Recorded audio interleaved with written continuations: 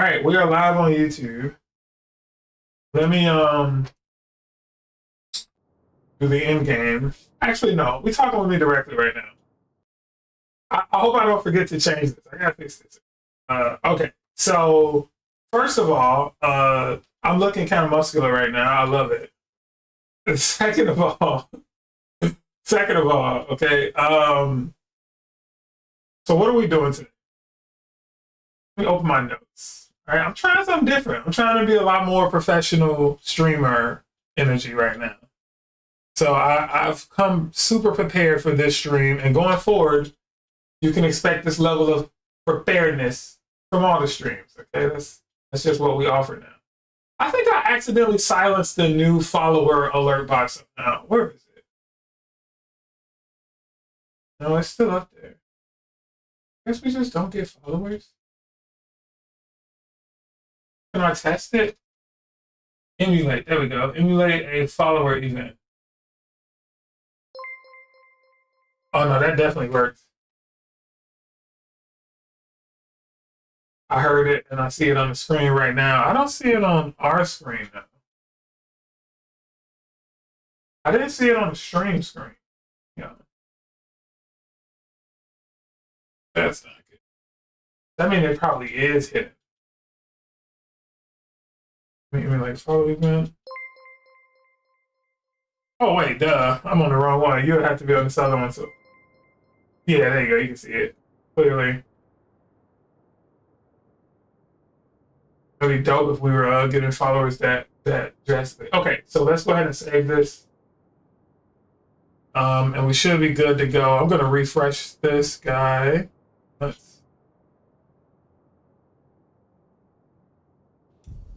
All right, just wanted to make sure that was still there. Okay, so no, we don't need that. Let's go here.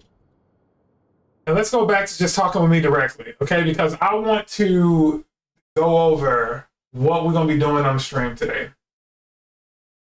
And I was gonna get my notes up. We're gonna have a grand old time. Recent today's stream. Here we go. All right.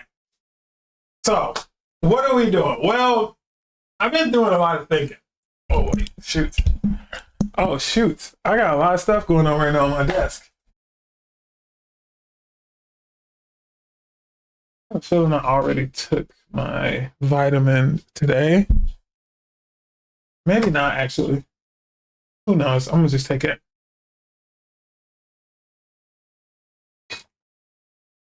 I got a multivitamin for men's, and it has to be the thickest pill I've ever taken in my life. Like, now some people would probably say that I need to say pause after that sentence, but people play about weird pause rules, man. It's like, you can't even say stuff like, man, that was hard as hell. It's like, damn, if something difficult, I got to say difficult, bro. Or like, I couldn't barely take that. Okay, I'm going to say pause anyway on that one. That one don't really... I can't really find a reason why you would say that in real life. Like, maybe it's a test.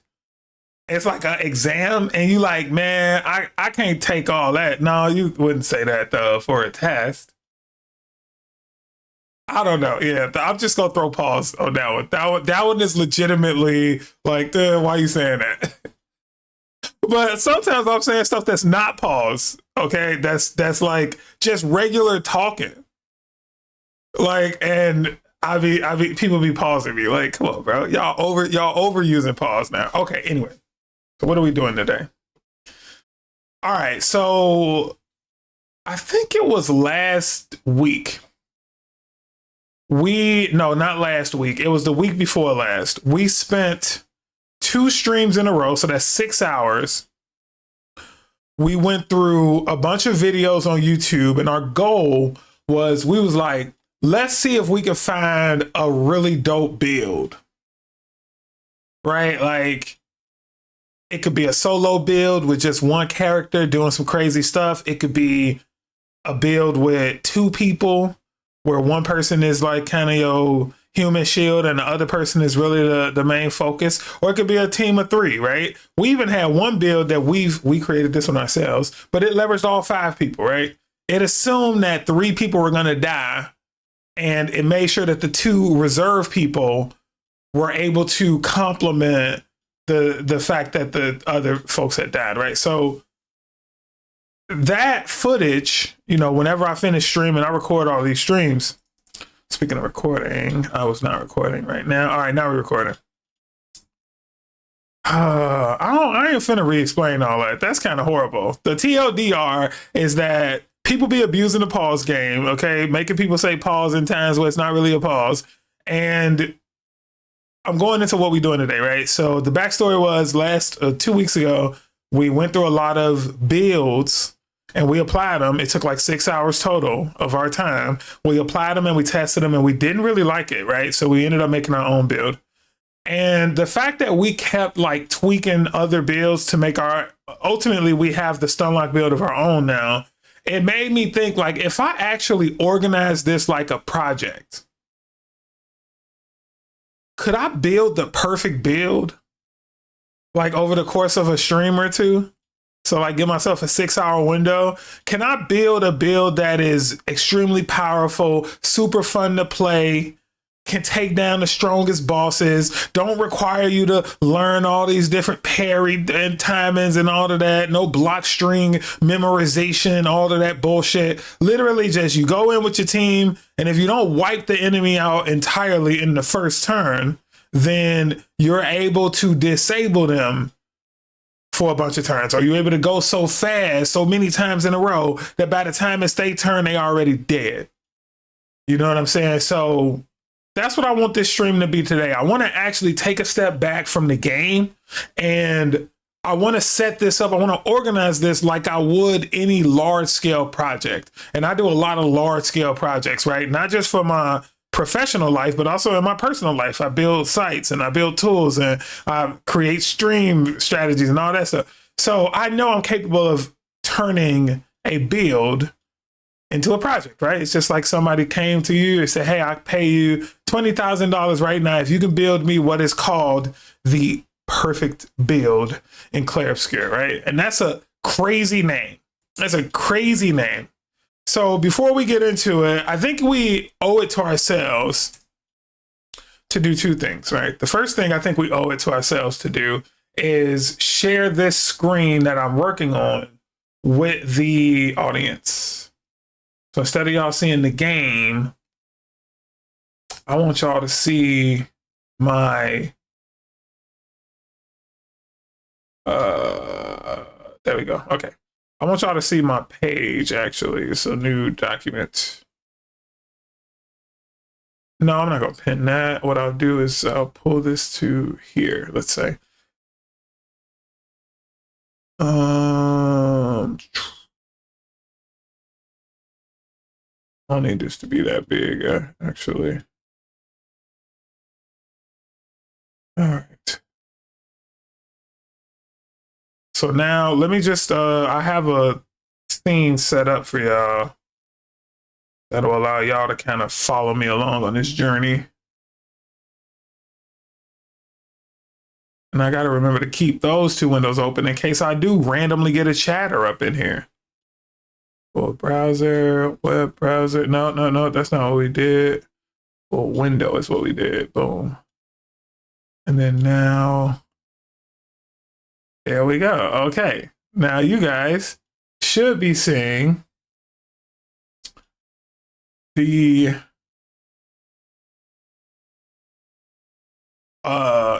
Google document, right? So what I want to do first, since we know we're doing a perfect build, right? So that's the whole thing, right? The goal is to create the perfect build. Now, in order to do that, we have to define, right, what the perfect build is, right?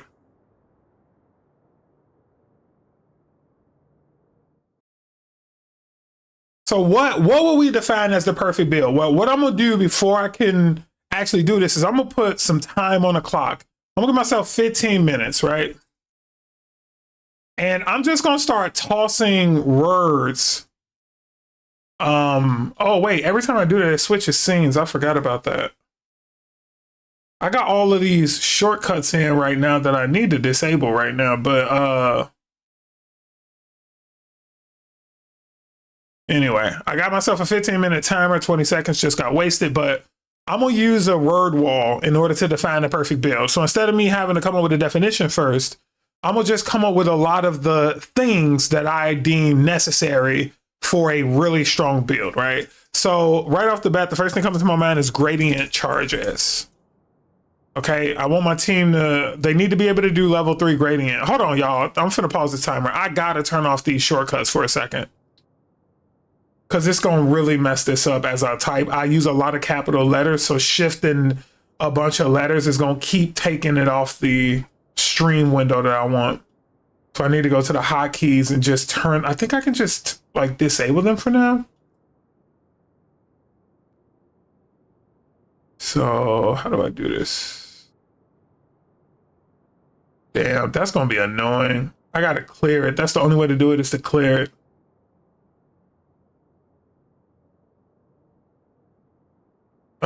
Clearing it means that it's also cleared from my wait, is there a way to just disable hotkeys for a bit?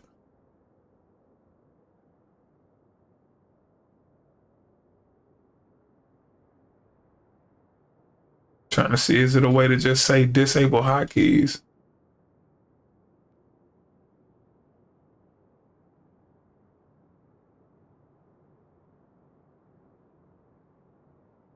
Disable hotkeys when main window is in focus. The fuck do that mean? All right, it's worth a try. All right, so let me see.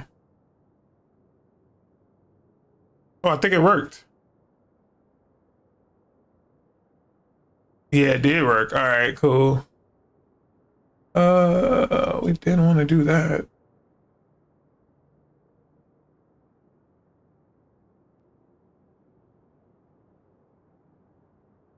Okay.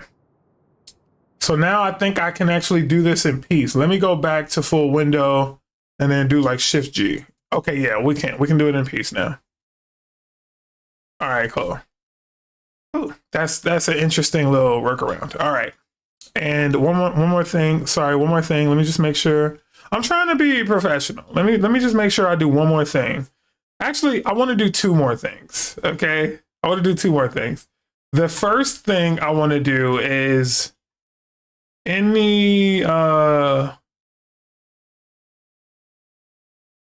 talking and browsing, I have a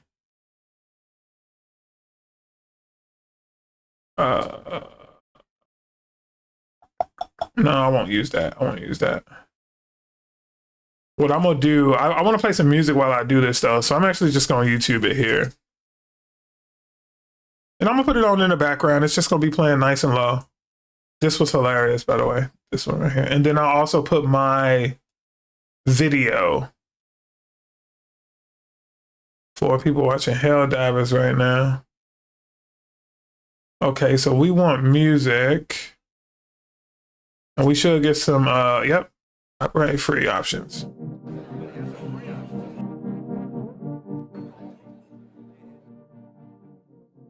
All right. We can make sure that's coming through by looking at the desktop audio, and it is coming through. So that should be fine. Let me monitor this. Well, no, I can't monitor it actually, but I'm hoping that it's not so loud that it's drowning me out. All right.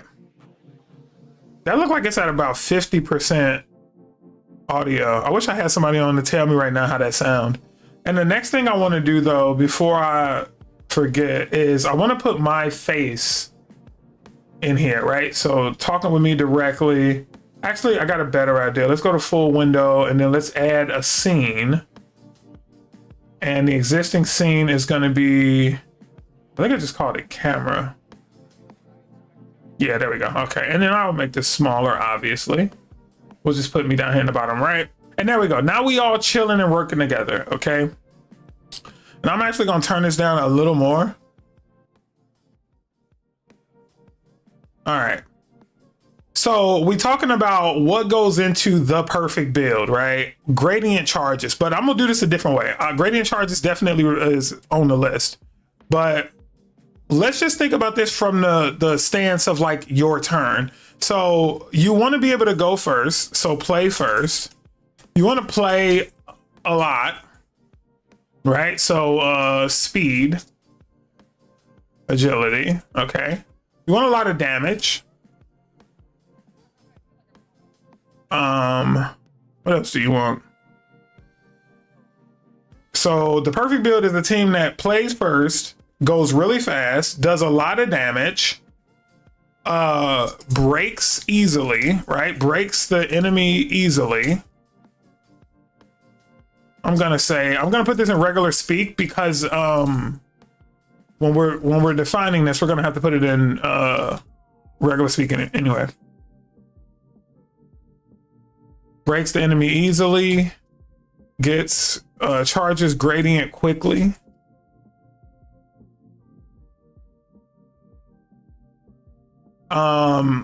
Has a bunch of AP, right? AP is like your mana in this game. What else?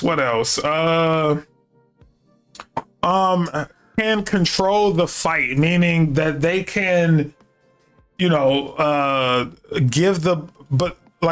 someone else their turn if they need to. They can make someone else stronger, etc., etc.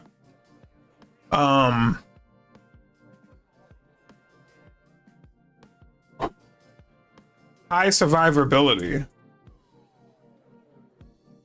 right? So, and we're not going to say one build has every single one of these, right? Because it's impossible. But we will try our best to make builds that has as many of these intersections as possible. Right. So I think we need to prioritize these too. Let's prioritize these. I think the number one thing that you need is to do a lot of damage. The number two thing you need is to have the ability to do a bunch of skills and stuff. So a bunch of AP. I think charging gradient and breaking the enemy easily is going to be high on the list. I don't know if it's going to be number one.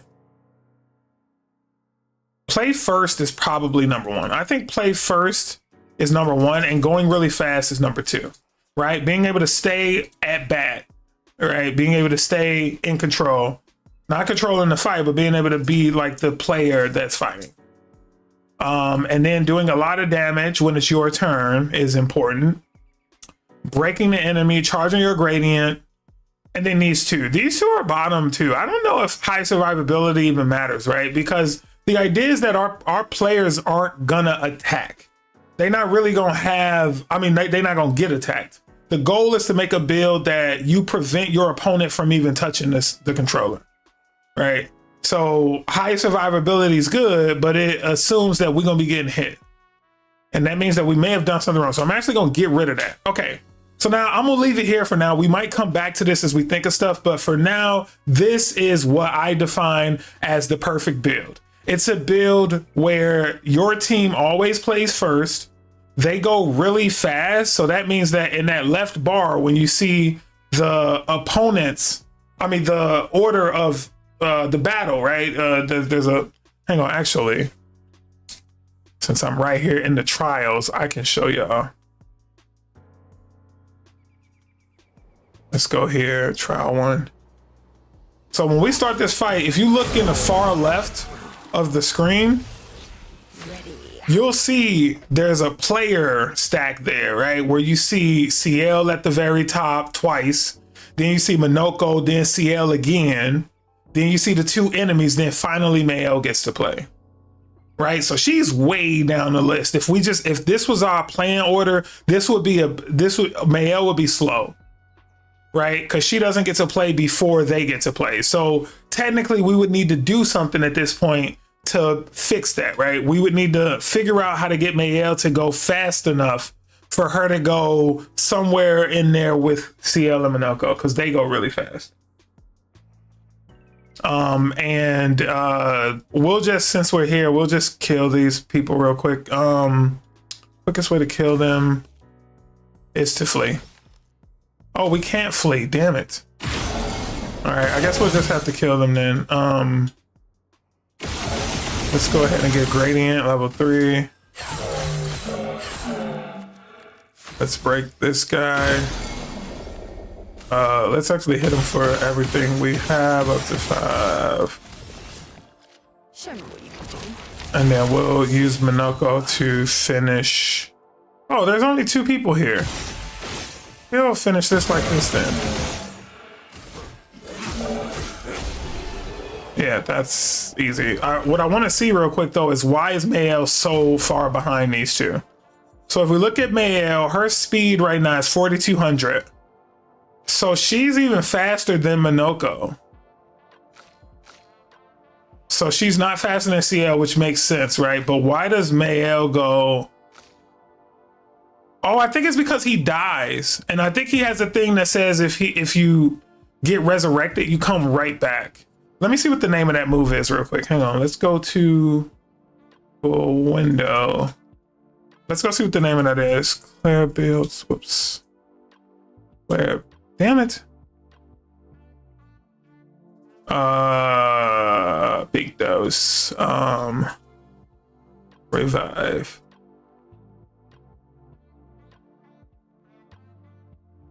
Revive Paradox. Does he have Revive Paradox? I don't think so. No, he doesn't have Revive Paradox.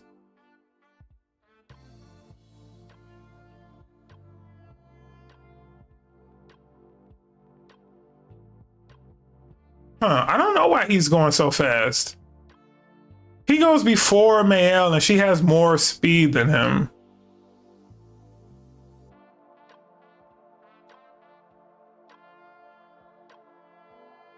Something must have him going fast.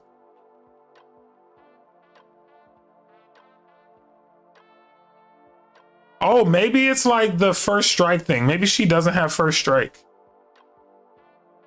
Yeah, she doesn't have first strike. See, stuff like that, right? Figuring out stuff like that is going to be critical to this, right? So if we go back to the end game, this is what I was just looking at. Minoko has first strike, which the first strike says you play first, no matter what. You just play first. And then if we look at Mayel though, and we look at the Fs, she doesn't have first strike, all right? So if we were to give her first strike, she would be higher in that list. She would actually go before Minoko if she had first strike, but she doesn't. So let's go back to our project planning. Because remember, we're not actually doing the build right now. So we might not even play the game today. Like today is all about pearl necklaces. No, that was from the Boondocks. Today is all about. So we got the perfect build. We didn't even use our timer. That was a waste. But we got the perfect build definition, okay?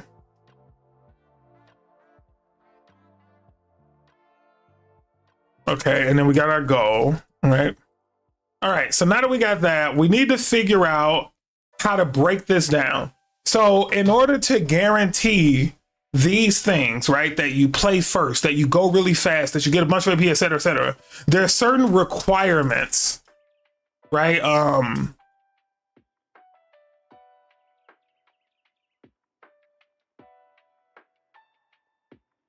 There are certain requirements or categories that we can break this project up in because we know that in order to, let's say, go really fast, we know there's a few mechanics in this game that contribute to that, right?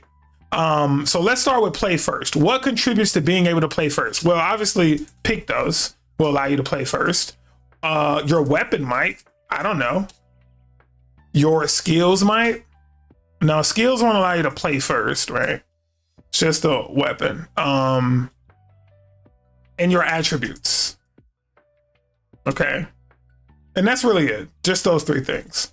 So now as we look through this list, we can kind of see where we're going with this, right? Goes really fast. All 3 of those things apply, but also skills, right? Does a lot of damage, gradients, and skills, and attributes and weapon and Pictos, right?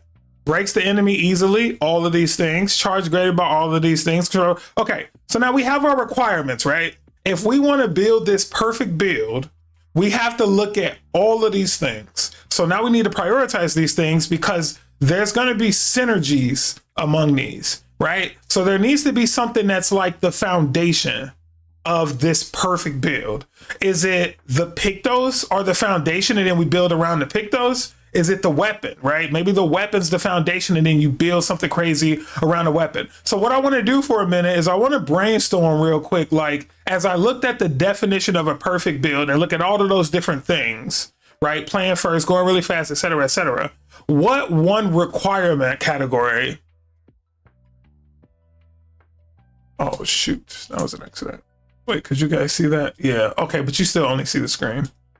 So I'm going to actually call this requirement categories, right? Requirement categories. So what one requirement category covers a bunch of different perfect build definition traits, right?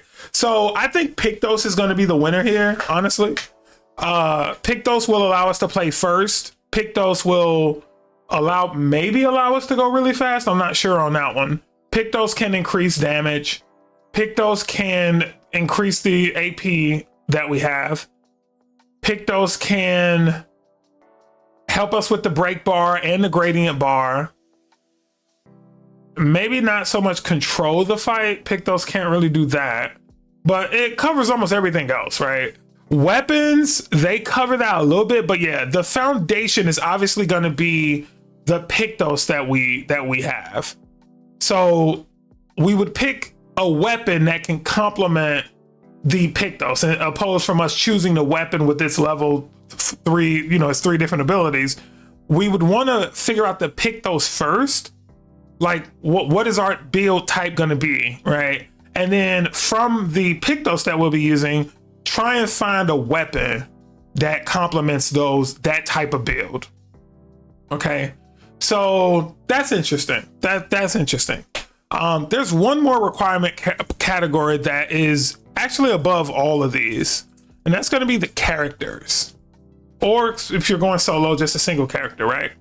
So if you're going solo, it's a character that plays first, goes really fast, does a lot of damage, has a bunch of AP, can easily break the enemy, charges the gradient bar super quickly, and can control the fight. And when I say, let me say, instead of saying, I'll say can easily break or destroy the enemy, right? Because it's not necessarily around breaking. It's great if they can break easily, but it's even better if they can kill easily, right? If they can just destroy the opponent instantly, then that's even better than breaking the opponent. So when it comes to these, man, it's getting hot in here. Every time I'm talking on this thing, I always get really hot.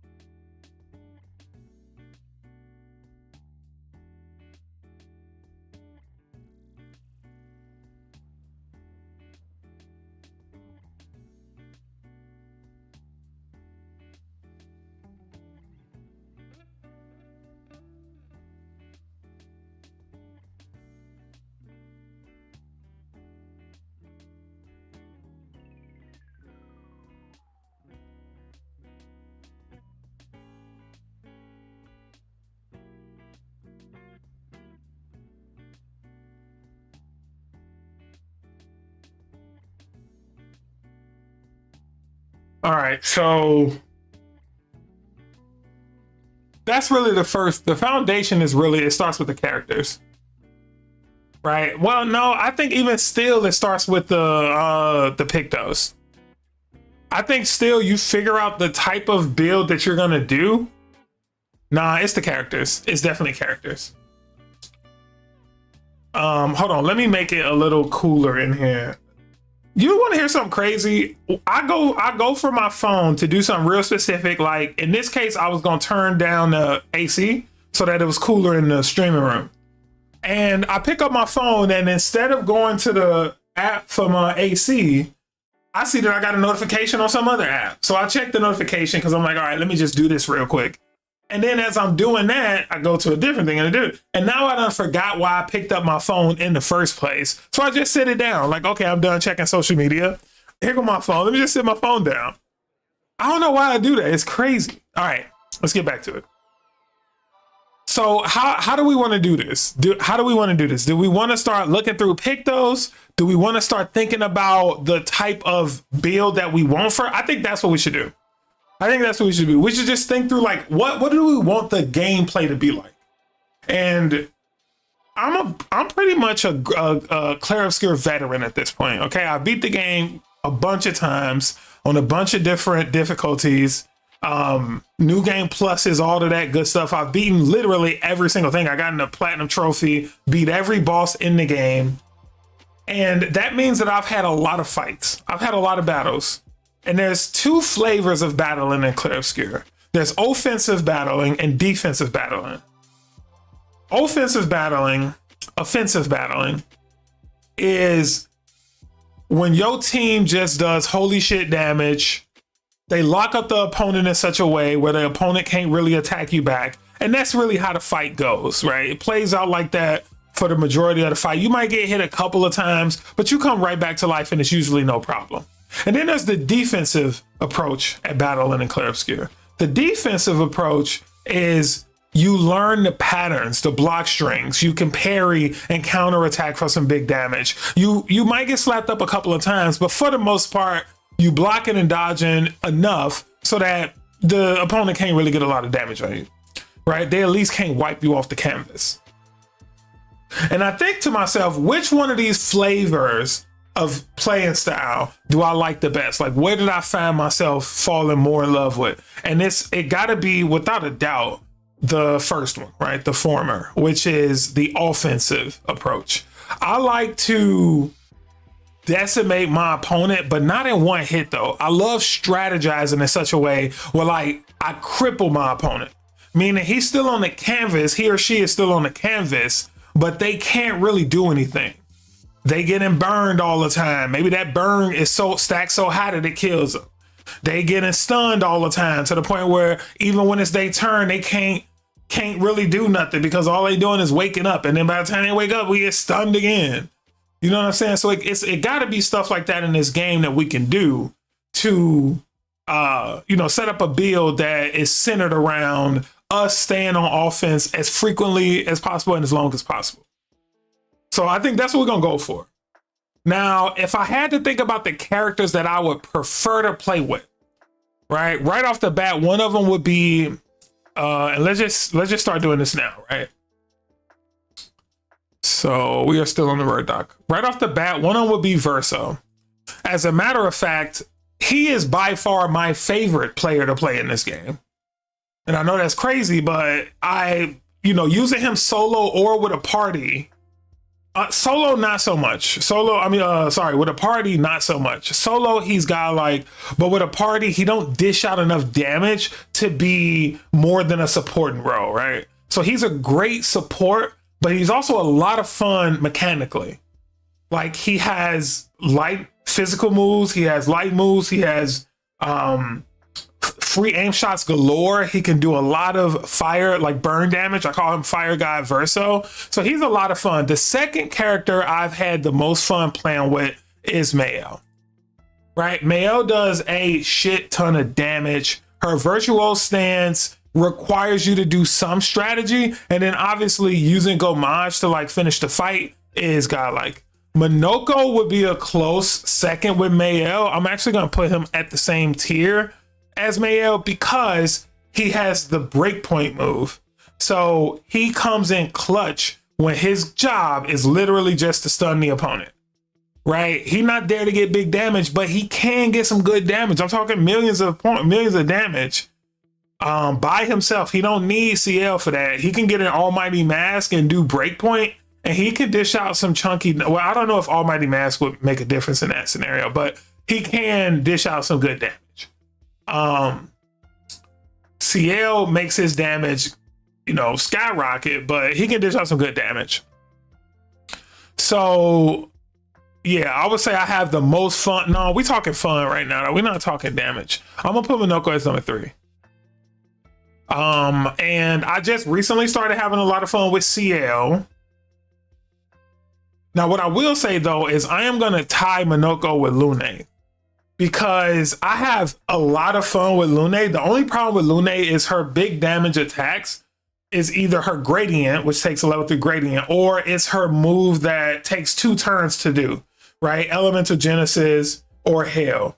They require that you do 2 turns because they require you have certain stains, right? So if you got a build like, yeah, I'm actually gonna put her under Minoko, because I was gonna say if you got a build like the Stunlock build that we had, it would be good if you fighting people that's not, if you're fighting enemies that aren't immune to certain elements, right? Because then that means that every time she does elemental trick, you can get all 4 stains on that turn. And then when it's your next turn after that, because of course you're gonna be Rocket Cheater, when it's your next turn after that, you can go right into either Hell or Elemental Genesis and do some really big damage. And that paired up with maybe, I haven't tried this before, but I'm guessing if you pair that up with CL, giving you, your damage buff, that could be pretty powerful. So that's a team that we should actually seriously consider, right? So I'll say characters we have fun with, prioritized. And then let's actually create another one here for teams. All right, and then one team that we already just said right off the bat is CL, Minoko, and Lune. And the reason I say CL and Minoko is because Minoko can handle that control factor, right? Like, Minoko doesn't need to do damage if his whole purpose is just there to build up. So we use Lune and CL to build up gradient charge. And then CL's just there to damage buff Lune the whole time. And whenever the time calls for it, we hand it off to Minoko to break the enemy. He's not there to do damage on the enemy. He's literally just there to break the enemy. Right? So you can kind of see where that's going. That's a really cool setup. Another one that might be cool is Verso right here. Because, and I say this because he has something like Minoko's level 3. Oh yeah, but he still needs level 3. So it's not gonna matter. I was gonna say you can kill him and he comes right back to life if he does his level 3. Oh, but you know what though? This is actually better than Minoko's move, and here's why, right? Minoko's has a move called Breakpoint, and Breakpoint allows you to do a, drop a big ass bell on the enemy's head, and it'll break them instantly. Like no matter where they health bar at, it'll break them right then and there. They just broke it. So it is really clutch when somebody is right after Minoko. Let's say somebody is right after Minoko, or somebody's right after CL. CL. And they woke. Right, they already awake, so that means the next turn they about to attack you. Well, if you got CL, you can use intervention to give it to Minoko, or if Minoko's next anyway, he can just, either one of those scenarios allows Minoko the chance to break the enemy. Right, easy peasy. But that's one enemy. Verso, on the other hand, he has an infinite revive. So Verso's level 3, his Angel Eyes, says that whenever he dies, he gets revived. So it's not like Second Chance where you can only do it once per battle. Angel Eyes allows you to revive throughout the whole battle over and over again. So you can imagine, there's a couple other moves you have to understand to know why this is so powerful. When you die in this game, you can get a move called, hold on, let me show y'all on the screen. So there's a Pictos in this game called Breaking Death, which is right here. And it says that whenever you die, you fully charge the enemy's break bar. So imagine Verso dies, and this is a mob skill, by the way. Unlike Minoko, which he breaks immediately, but he only breaks one person, and he has to do it using 3 bars. Verso can technically have this move, Breaking Death. We can intentionally kill Verso by either having him take an energy tent or having Lune heal him, whatever the case may be. We can force him to die. And then this will trigger automatically when he dies, thus filling every enemy's break bar. Now, the problem is it doesn't give them a full break bar. I mean, it doesn't break them. It just fills up that break bar. But check this out. Let's go back to full window. Check this out though. There's this too, revive paradox. If you gave him that, then no matter what, as soon as he pops back up, no matter what, he goes next. And whenever it's Verso's turn, he gets 2 turns. This is it. This is the foundation of the build, guys. I'm telling you. We are going to do Verso with unlimited free aim shots, or as many free aim shots as we can give him.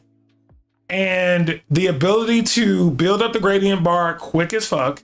And he needs to be able to die a lot. He needs to be able to die a lot. And I'm not sure how we're going to do that part. That part, I'm not sure how we're going to do. Because in order to do that, he needs something like inverted, right? And there's only this. And this is only at battle start. So he would need to invert it on self for 3 turns on battle start. So we would need to kill the enemy in 3 turns, or this would not. It's not that it wouldn't work. We would just need to figure out another way to kill Verso. And I'm not sure how to force his death. That's another thing. I'm not sure how you would force him to die. Because with inverted affinity, you can literally kill him yourself. Apply inverted on self. Yeah. So I don't know how else to do that. Now, there is another move that he has where he takes the, like, whatever the effect is that another player has, he takes that. Hold on, let's see.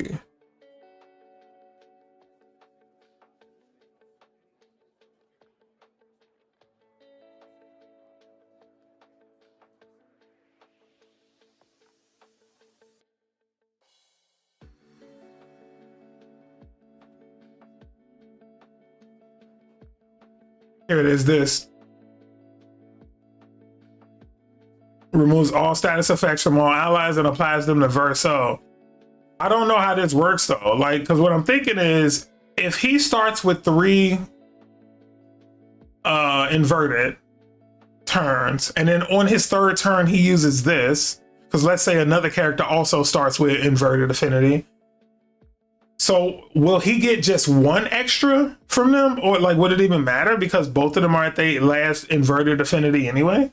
Will he get 2, meaning that he has the current turn at the end, and then yeah, I just don't know.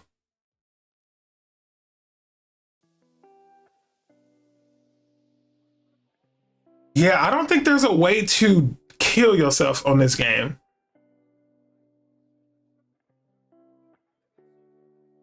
I mean, obviously you can start the fight dead, right? You can use Death Bomb to start the fight like already dead. So if we go over to the game,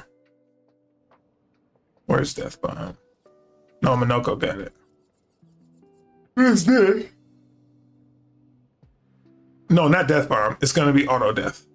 Kill self on battle start. So let's see if they have a kill self. Pick those.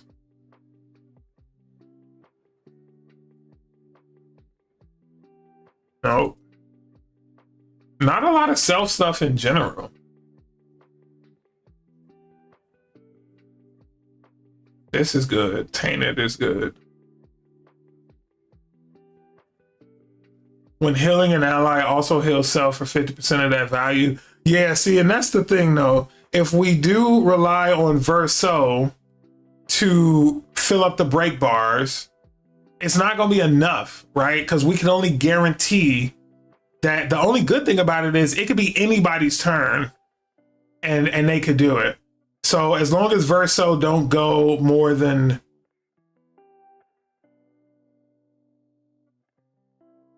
we should test that real quick.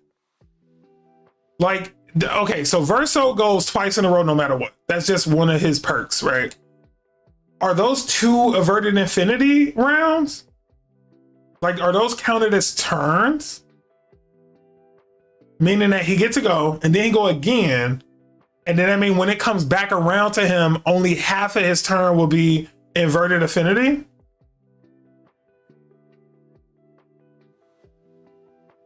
Yeah, we need to be careful about this, y'all, because the one danger with you like relying on him to fill up the break bars, the one danger with that is you need him to die in order to do that. And if a fight lasts longer than 3 turns, like let's say you fight Simon, or let's say you fighting the toxic couple, right? The trial 11-3 in the endless tower, or if you fighting Clay, or it don't matter, right? Any of these high health enemies, you lose control over whether you can force Verso to die or not. So that's the challenge with that. All right, it was an interesting, I'll give it that. It was an interesting idea.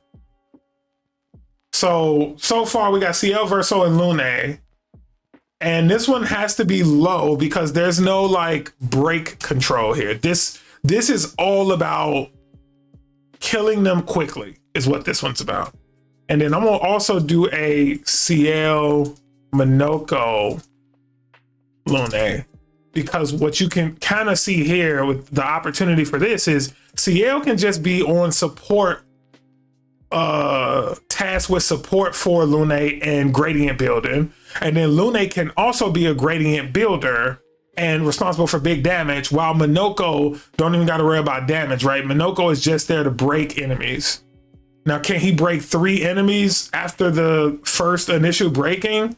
Probably not, right? So you'd have to Lune would have to be good at getting rid of all those enemies quickly. The one thing that Lune got over Mael is Mael's biggest strong moves are all solo moves. They only hit 1 enemy, whereas Lune's strong moves are mob attacks. They hit everybody. They just don't do as much damage. But I'm guessing with CL's buff, right, we can actually make that do a lot more damage.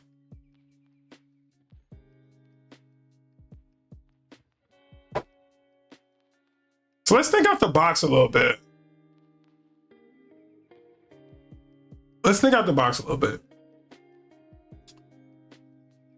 We got Lune, who's a healer. She can revive people.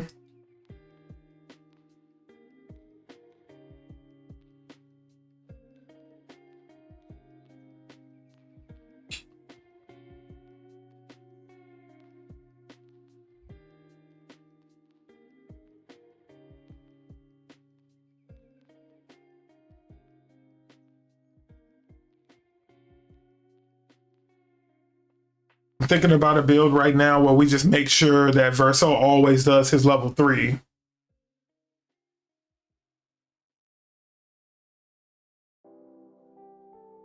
See, the question is, can we do level 3 back to back? Because you can imagine a build where you have Mael doing Gomage and Verso doing the breakpoint, but then yeah, that goes right back to where we are right now, back to square one with CL being your damage buffer to just make sure that the enemies don't really get that many rotations, right? Because if it wasn't for CL making Minoko strong enough to kill one-shot enemies, then like, because you use him to break enemies, but you really don't want the enemy to stick around. You really want the enemy to die. So then, yeah, it becomes this kind of game where what if both of your next characters were one-shotting the enemies?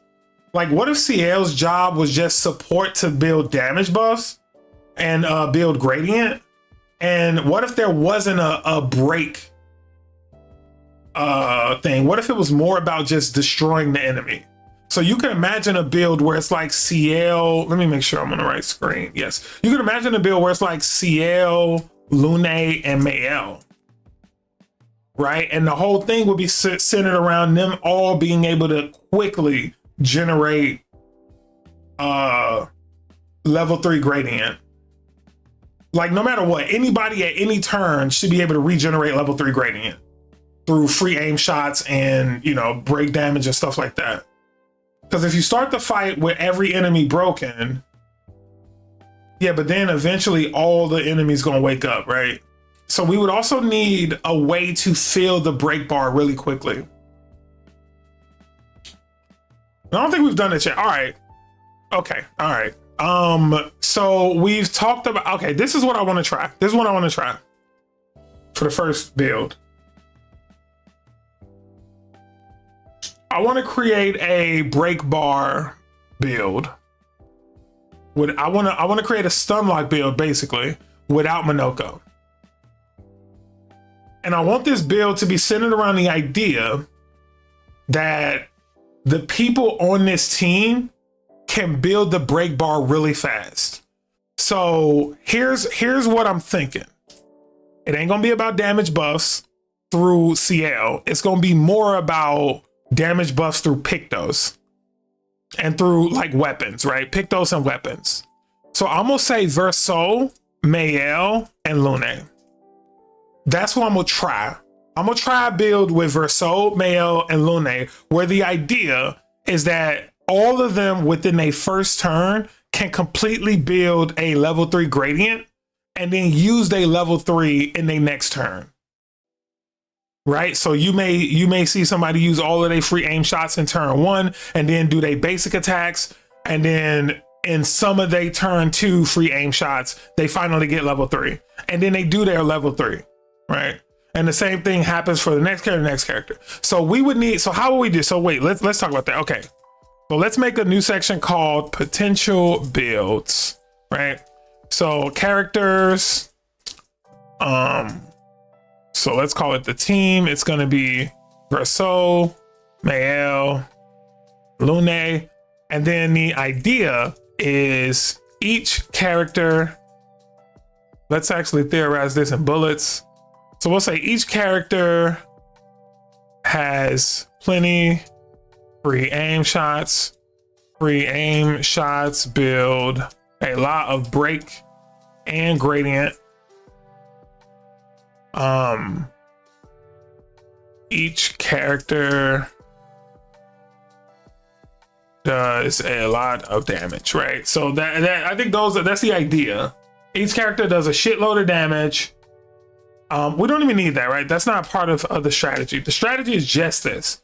When it's your turn, you use a bunch of free aim shots to build a bunch of break bar and gradient, and then you break an enemy. And since it's a maximum of ever only 3 enemies, then you can say that each character is responsible for 1 person. So right off the bat, right, we would say Verso comes in with, he's the death bomb person in the squad because he has a level 3 gradient where he can always be revived. But we gonna need the Mael and CL, Mael and Lune, we're gonna need them to keep their second chance.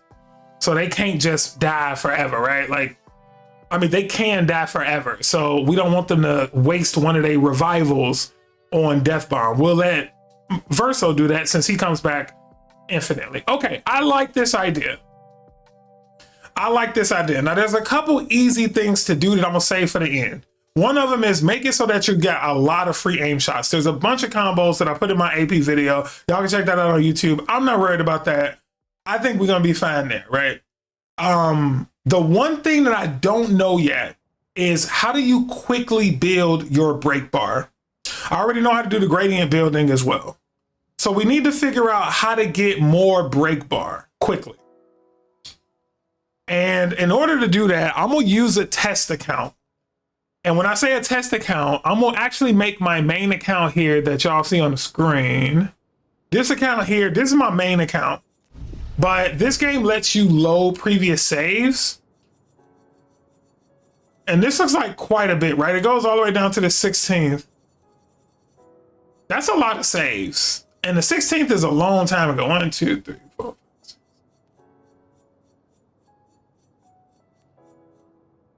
So it's about 21 save records in here.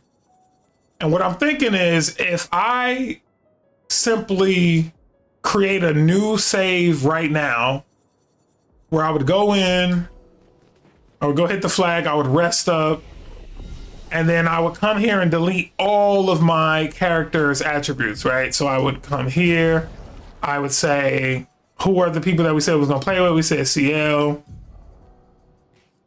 So I would do this. I would do this, right? Reset everything for CL. I would come here. I you know, figure out a different weapon for her, even though she ain't the person I'm playing with. But then let's say I was done with the test and it turned out that it wasn't that great. I can then go back to my load previous saves and go to that 6830, right? This one right here. So this one is going to put CL back here in front of the board, right in front of the canvas, which means that she's back to, she has all of her shit, right? Like as if I didn't touch anything. So that's what we'll do. We'll go back to 6830 when we have this, but let's remember it's these three, right? Lune, Verso, and Mayo. So let's give it a try. All right, I'm going to delete all of that, and all of that. And if this works out, I will add this to the site. Not going to be that ditzy. Go here. All right, so now they are empty. Now, right off the bat, what we need is break damage. We need break damage. And we are going to use the website to help us with the break damage. So let's just do break damage. Okay. So there are only 1, 2, 3, 4, 5, 6, 7. There are only 8. The most expensive is Breaker. We don't even need this one. This one ain't gonna do nothing for us. Damage is reduced by 20%, though. Break Specialist is kind of trash. On burning enemies, that's good to know. Critical break on critical hits, that's really good.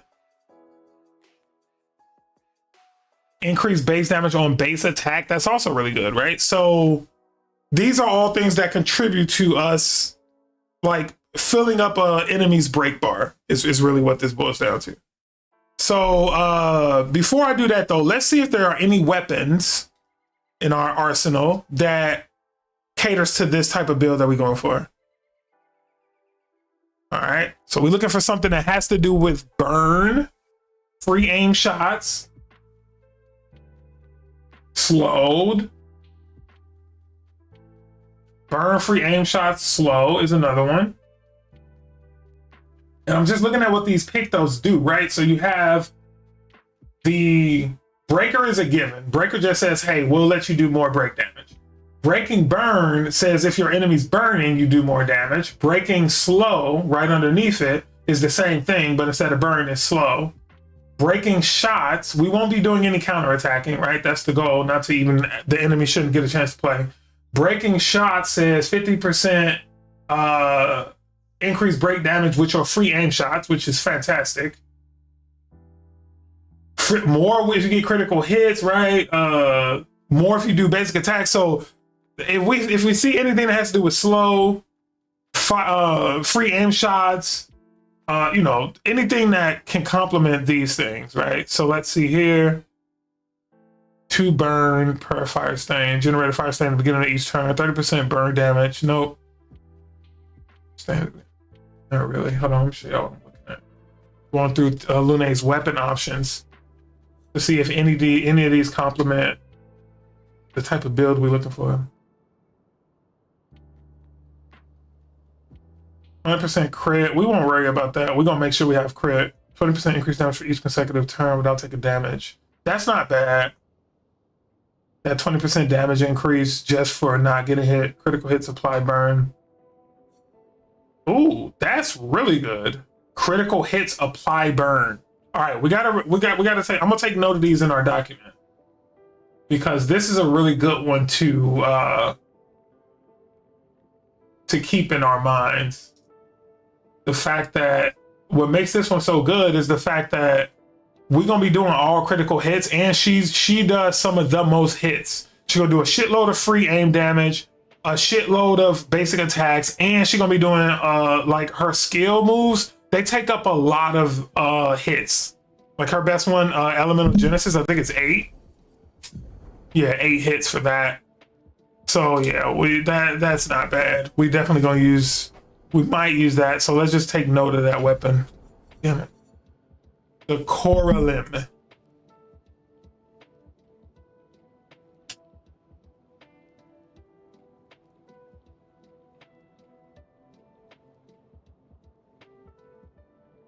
All right.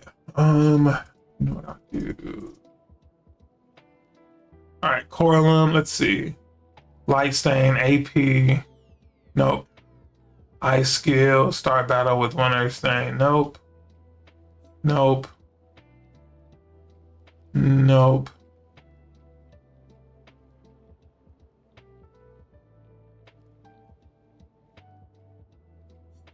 No, not really. That was good damage, but not what we're looking for.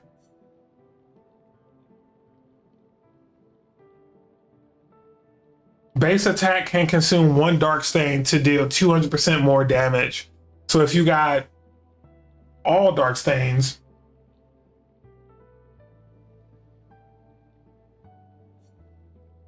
that's not really what we're going for.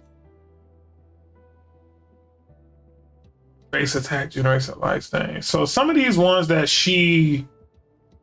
this actually ain't bad for what we're going for because of the basic attack usage, right? In order for her to get the gradient level 3 that she needs, she's gonna have to do at least one round of basic attack, right? Imagine she do a bunch of free aim shots and then she does basic attack, and now she has level 3 gradient.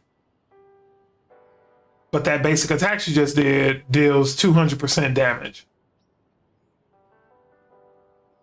Oh, but no, look at what level 4 says, right? You can only get that stain if you do, like, you got to consume a stain, and that's usually done by doing skills.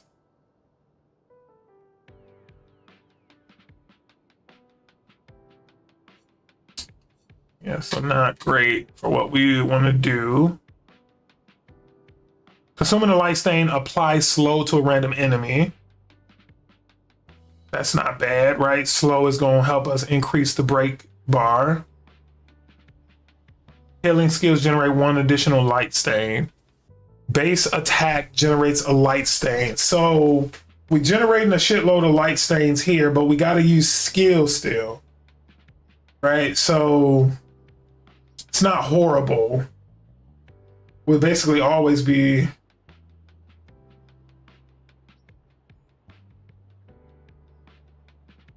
So if her rotation was as many free aim shots as she could do, followed by a base attack, so that's turn 1. And then for turn 2, if she does elemental genesis,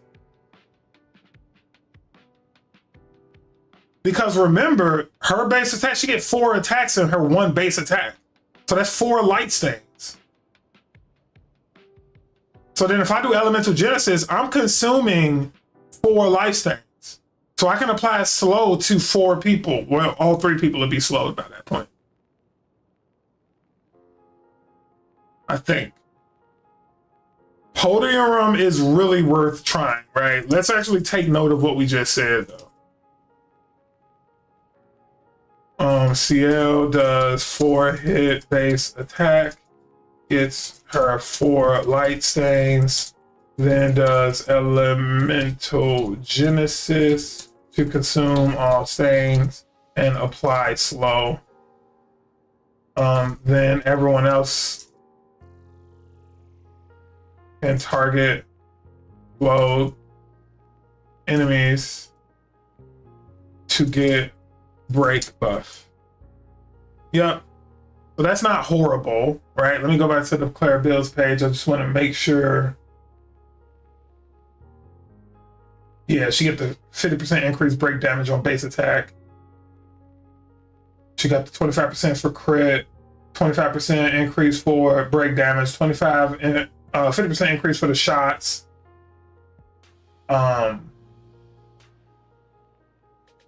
And let's not forget about break and burn, right? So yeah, this actually, so far, this one complements the build the best. Podium complements what we're going for the best so far. So we wouldn't even care about the level 4 for this one. We would really be focused on a level 10 and a level 20. And then agility is one of the main ones, right? Agility. Defense isn't great. That's one of the power builders. I'm not sure how much power this would get, but we could test that out. This isn't going to have as much power as the Scaverum, right? The 13k that we get for Scaverum.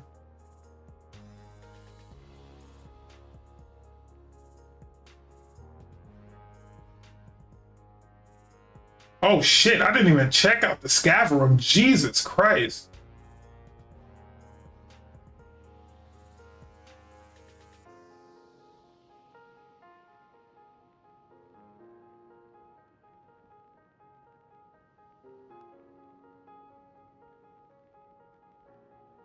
Wait, how do you get the dark stains though?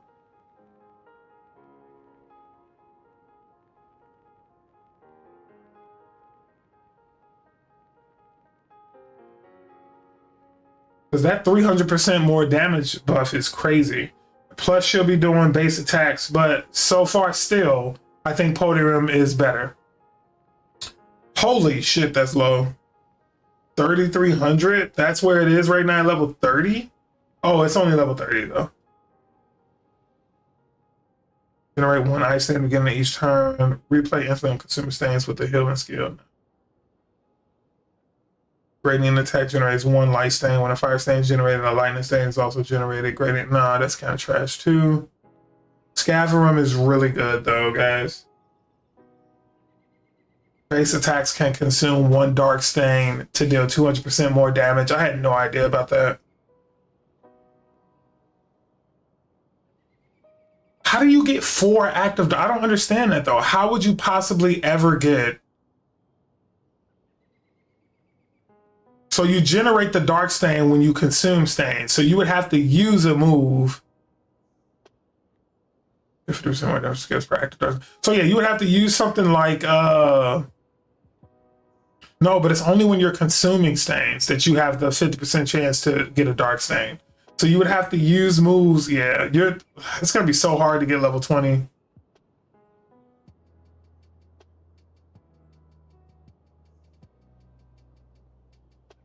Yeah, all right. Oh, this is nice.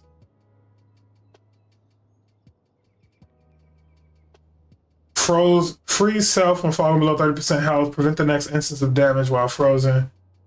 Remove freeze and recover 6%. Gains 2 ice stains and 3 AP when frozen. Generate a random stone on. Ooh, generate a random stain on free aim shot.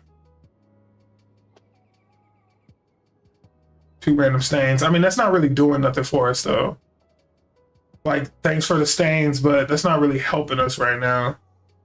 Game shots deal damage to an existing to an additional target. 50% increase for game damage. Generate a random stain on free aim shot. Yeah, this again not helpful really for our purposes. And we're back to the top of the list now. So it's between the Scaverum and the Podium, in my opinion.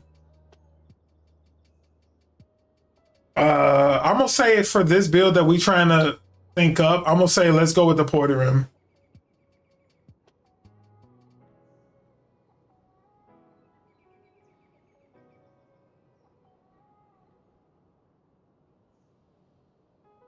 Yeah, so you start the fight off with as many free aim shots as you can do, followed by a base attack, which is going to fill you up with 4 light stains. Use the 4 light stains, which is technically one of each color, to do elemental genesis, and that will slow everybody down. So she starts the fight crippling the enemy. So we're gonna go with that. We're gonna go with Podium for her. And let's just, because I know I'm gonna forget, let's just go ahead and reset her attributes right now. All right, and she meets these 3. Takes her up to 10, 5, 7, 7. Let's see what it takes her power to. Yeah, it's literally 10, 5, 7, 7. Didn't really take that up as high as I would like. She's about 3,000 power less than she was with the Scaverum. The Scaverum is really built around high damage.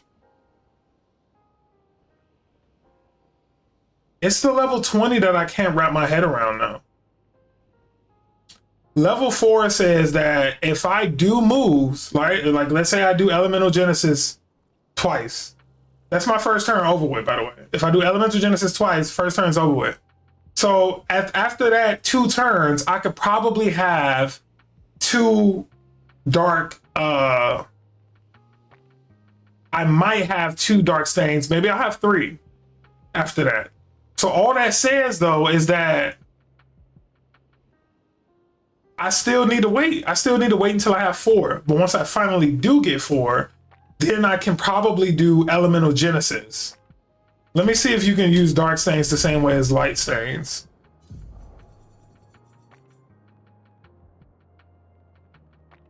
Nope.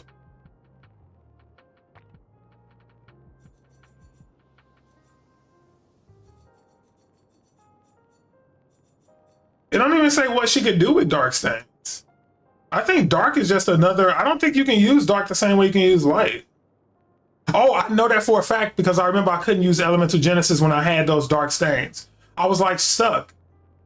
Like I had to use another move that forced the dark move out. All right, so we're gonna see if that 10k damage pays off. But I think that would put her like the lowest on the whole team, right? He had 12k, she had 11, he had 13. So yeah, that would put her at CL levels.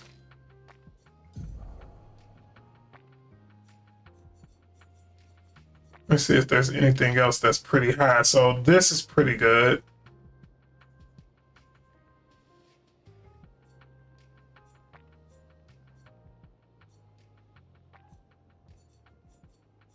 Where we at with Scav?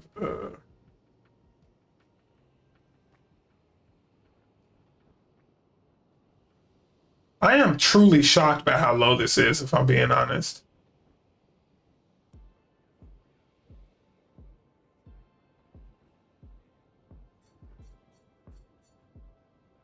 Look at that. It's almost the same.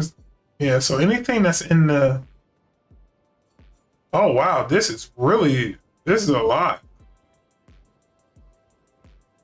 Vitality and agility. This is already at 9,600. Turn it frozen, remove, freeze, and recover 6% health.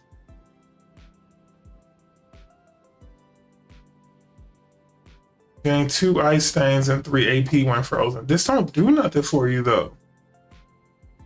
It just keep you stacked with ice stains.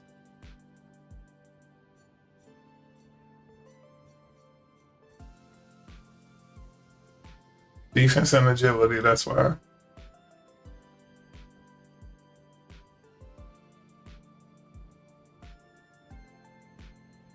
Oh, this is good. 30% increased break damage per per earth stain.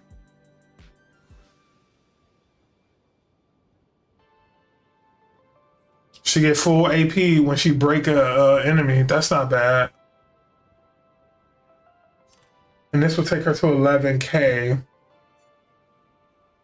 We got to remember too, y'all, that she is an elemental demon. So she can slow down the enemies without it needing to be, you know.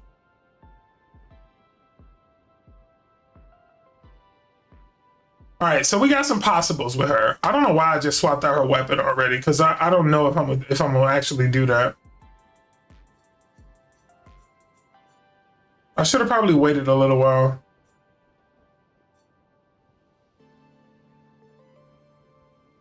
Because I might use the snow in, honestly. Part of me want to see what that is going to be like.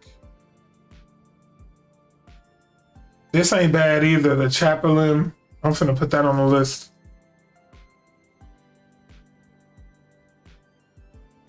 Because yeah, she can get a bunch of earth stains.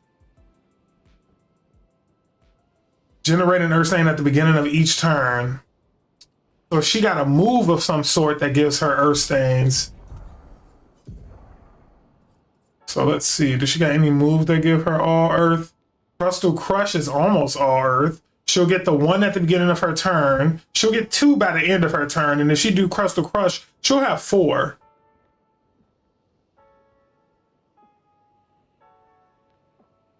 She'll have 4.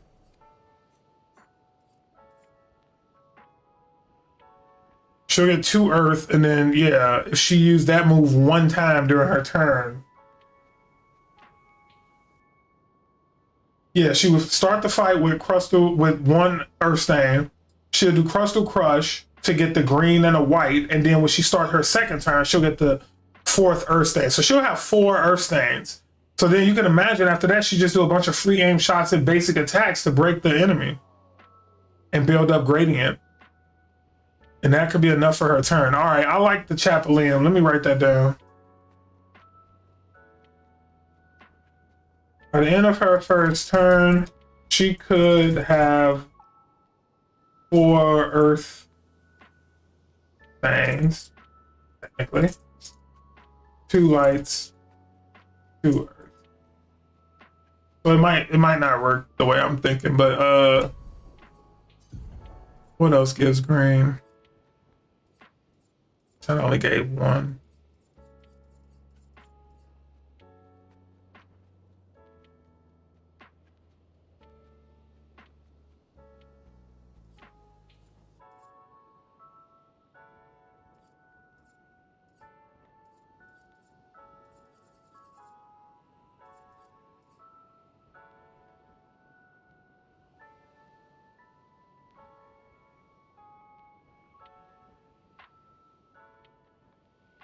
Damn, increases all break damage received by 50%. That's nuts.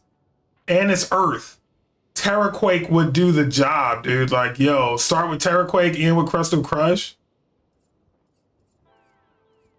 Yeah, we're gonna take that for a spin. All right, we're gonna take that for a spin. All right, so I think for her, we're gonna stick with Chapelium. A little more damage too, right? She goes up to 981. Oh shit, with this one,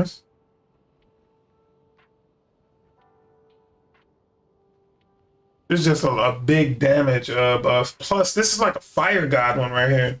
So yeah, let me talk about that in this notes.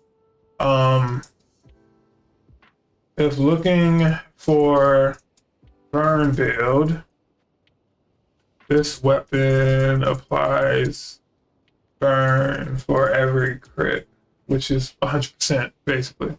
All right, let's move on to Verso. So just to recap, we want burn, slow, breaking shots, demon, right? Corpeso might be the best one. Increase burn damage by 50% per rank, up to 300% on rank S. That's nuts.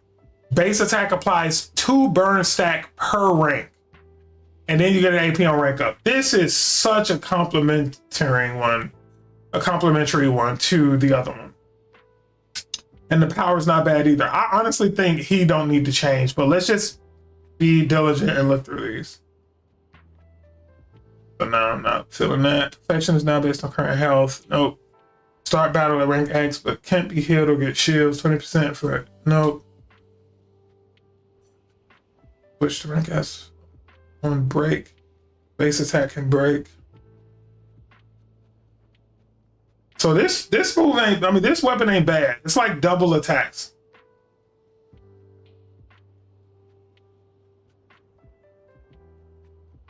And then as you rank up, you get 100% crit. So you ain't got to worry about that in Lumina.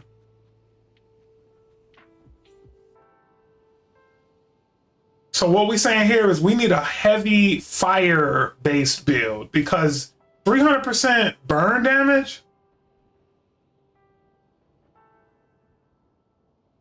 But that might just be his burn damage. So if we hit the same enemy, great.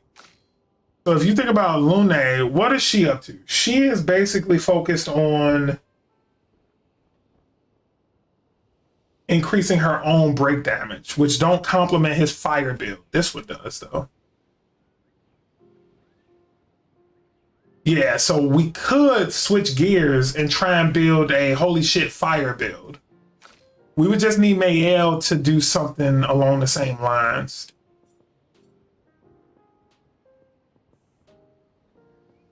Defense and agility is what I have right now, which is why the Glazium is so strong. All right, let's think about that though. We said that we know break and burn is going to be on our playlist, so we good there. Break and slow, that might be something we try and do with Lune. We're going to figure out if she got moves to do slow. Critical attack, staggering attack, like all of this stuff makes sense. All right, let me hit the head real quick. I'll be right back.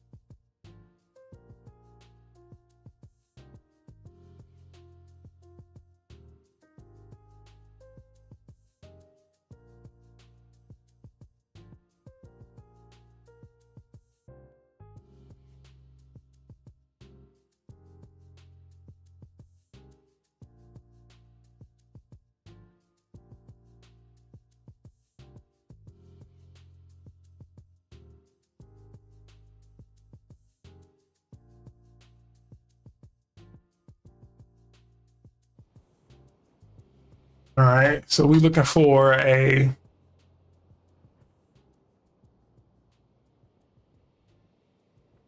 Here's another good one, right? Base attack applies 2 burn. 5800 base. Not bad. That's not bad. That's not a bad weapon.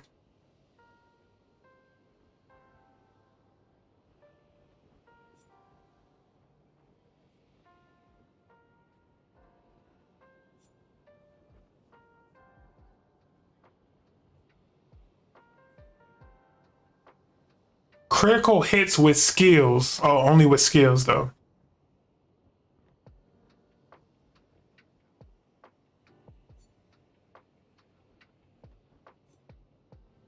So we're looking for something that'll complement this fire build.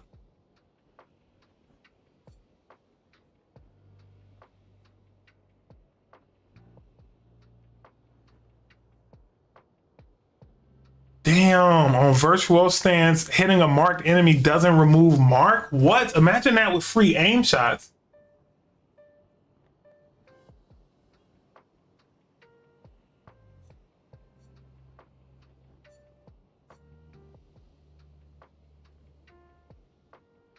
Holy shit, it's Medallum, dude. It's Medallum for sure. Her attack power goes down a little bit, but damn, dude. In virtual stand, burn deals double damage. Burn applied is doubled. Oh my god. And then we can use double burn on top, of course. Okay, so we have our lineup. We definitely have our fire build lineup. We got Lune with the Coralim. Okay, let's talk about our set play though. What's our set play? So we gotta apply burn, obviously.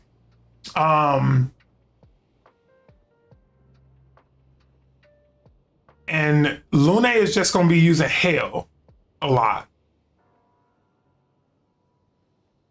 So she needs Pictos that will keep her AP rich. She needs gradient gener. She don't even need gradient gener. Well, yes, she do. Everybody need gradient generation. Not really. That's the way we close fights. But really, we saying the burn should be how we close fights. Let me see if it's something that says like the burn that you apply to one person is applied to everybody type shit. I'm gonna check the site for that. Let me switch to the window so y'all can see what I'm doing. So I want to see if it's something on here that says like,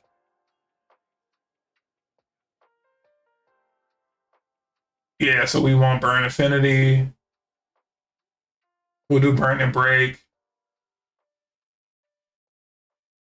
Burn and mark. Because this is perfect for Mayel. This is perfect for Mayel. Yep, that of course.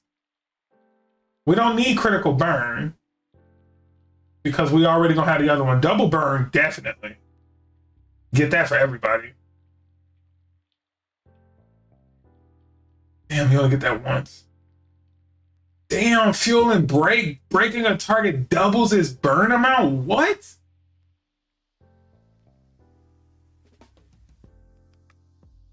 Burn duration is increased by 2. That's great, but these ain't bad either. These will definitely, especially this one. Basically, Mayel is about to be super de-duper charged.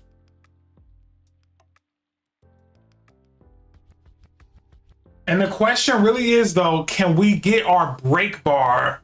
Because there's no way we're gonna be, even though this is gonna be a strong ass build, they don't break the enemy a lot. This group does not break the enemy very often unless we set it up that way. Like, we have to be responsible for that on our side. Okay, so we got our weapons. Let's move into the skills. No, let's pause on the skills. We got our weapons. Let's choose the Pictos. All right, and for the Pictos, we'll use the site view for the Pictos because I want y'all to see. I don't think y'all need to see the game much, right? Maybe y'all do actually. Yeah, what I'll do is I'll put the game in here too.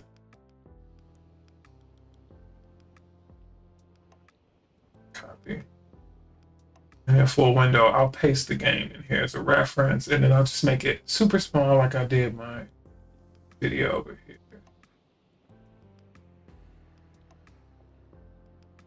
All right, so you can kind of see how I'm applying what I find on the site to the game itself. Right there. Okay. So let's look again at what we are doing with Lune. Lune says that she gets 100% crit chance with 4 stains are simultaneously active, which is a bust. We don't care about that one. 20% increased damage for each turn as she go without taking damage. That's fine. And then her critical hits all apply burn. So she wants to start off burning off the bat. So let's focus on AP first. I think we focus on the AP generating pick those first. So let's do this. With the site, I'm gonna do AP plus. That should show me everything that'll give me AP for doing it, right? So burn, since we're gonna always be doing burn, I'm gonna do beneficial contamination.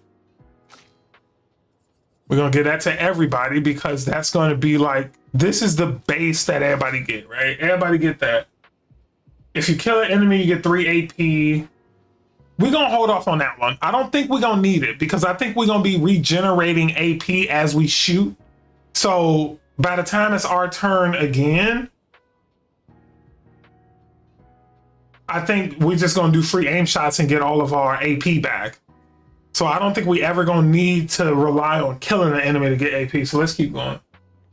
On receiving damage, nah. Dodger, nah. Draining, cleanse. Consume 1 AP to prevent, nah. 2 AP on using an item, nah. Okay, AP on base attack, yes. Yeah, let's do both of those. Let's do both of those. Energize and attack 1 and 2.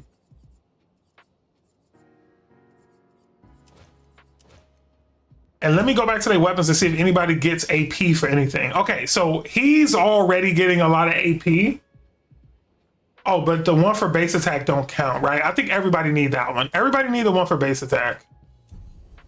Yeah, all right. So let's go back to this. Energizing attack 1 and 2. Oh, and then right off the bat, we need all the combo attacks, right? 1, 2, and 3. So everybody do 4 hits for their basic attack. And then energizing attack 1 and 2. So combo attack 1, 2, and 3, and then energizing attack 1 and 2. All right. Let's keep going through this. Energize and break. Plus 3 AP whenever you break a target. I think that's worth it. Energize and break for everybody.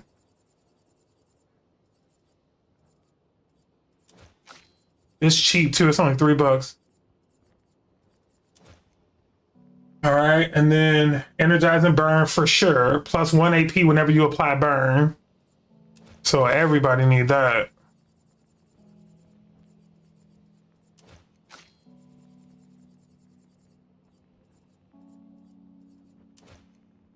Okay, dispel, no. Energizing death, no.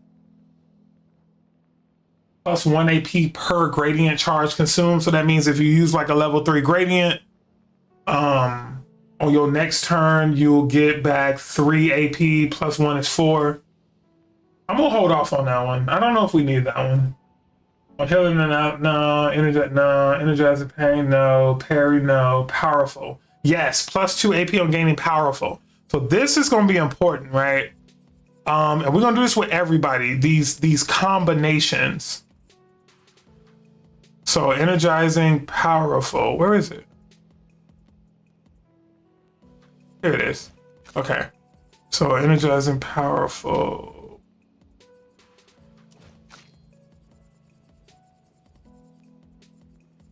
And then we're going to give everybody powerful shots. That's the one where you get a 20% chance to apply powerful just by doing a free aim shot.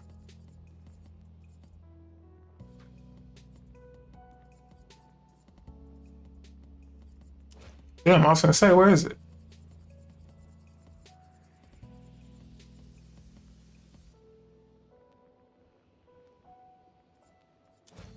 Okay.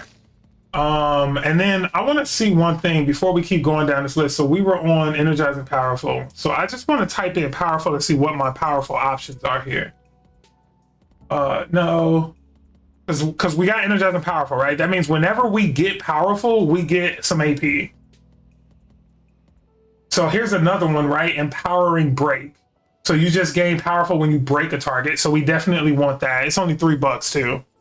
So empowering break, we'll get that to everybody.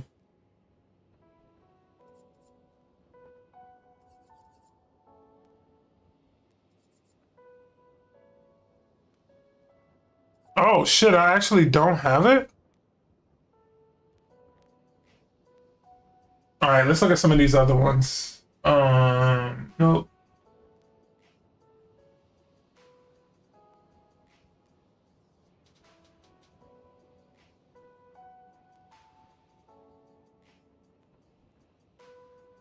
Gain powerful on hitting a marked enemy, so we want that. Powerful mark is another one we'll get.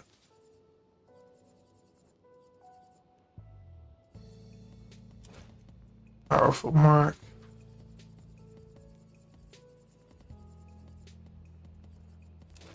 Powerful mark.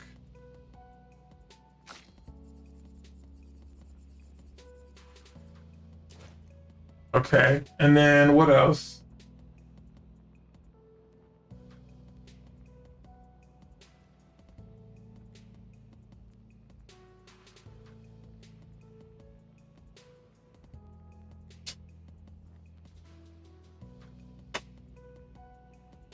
How much did we spend so far?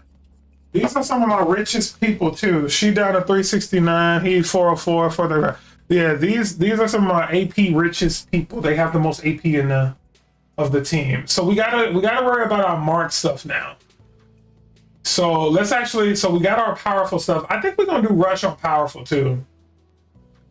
Apply rush on applying powerful. The reason being that there's some rush. Mark, powerful, and rush are the three things that we can do to kind of keep AP building as we shoot, right? So applying rush on applying powerful means that if you just so happen to shoot somebody and get rush, then you get powerful, which means you get AP. And it's really synergistic, right? So we haven't done the burning shot stuff yet. Let's worry about the mark stuff right now. We'll do rush after mark. So we'll do mark right now. Apply burn on hitting a marked enemy. So burning mark, we know we'll do that.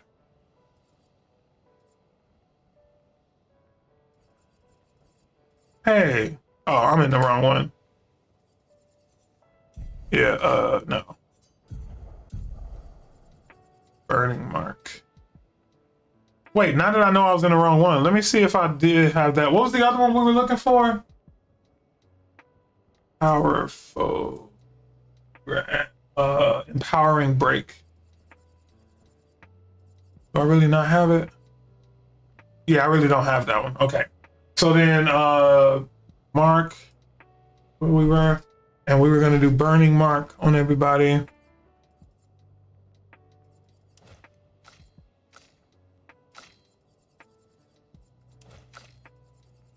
All right, everybody has burning mark. Let's see. We ain't worried about gradients yet. I really like double mark. Double mark is good.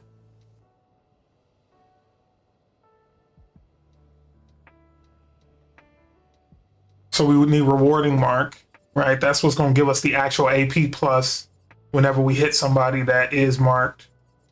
So we'll all get rewarding mark.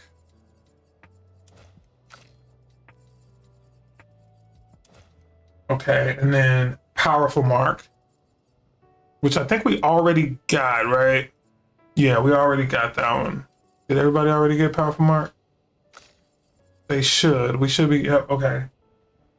Marking shots, obviously.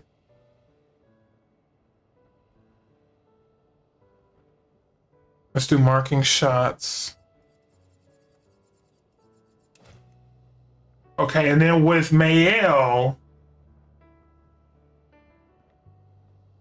because I got two more moves right now that I'm interested in. Stay marked and double mark. Stay marked says half the time that you hit a marked person, you mark them again. right? So it's basically double mark.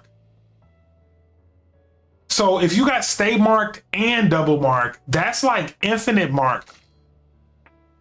We won't get that to Mayel for sure, but we should get that to like whoever got the most money. Maybe we get that to Lune.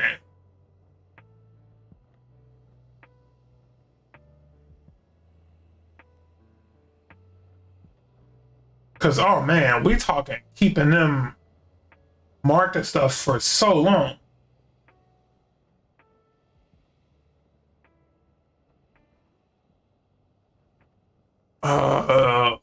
Let's at least give everybody state marked, except for Mayo. Except for Mayo, we'll give it to Verso and Lone though. They both will have state marked. All right, and then we'll do Rush next.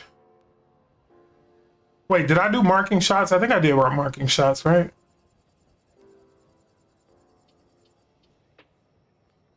Holy shit! I almost missed marking shots. The whole point. You can't do marking anything without.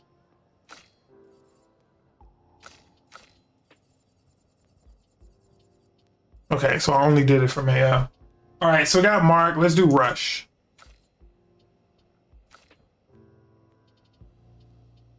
Accelerating shots. Yeah, it's 20% chance. So accelerating shots. Everybody get that. And then, nope. Auto rush, nope. Energizing rush. Yes. See, look at that. Energizing rush gives 2 AP on applying rush. That's it. Full stop. So yeah, energizing rush all around for everybody. That is so important. That's so important. That has no criteria. That's just saying throughout the fight. And look at the synergy that we built. We're gonna be doing Mark that does powerful that always does rush. So as long as you can keep applying rush, you basically can keep getting 2 free AP for it. That is such a powerful combination. All right, energizing rush. We got greater rush is the speed increase. We'll start looking at those if we need to. Rush on powerful. Did I already do that? Because I really want to get that. Yeah, we're gonna give everybody rush on powerful.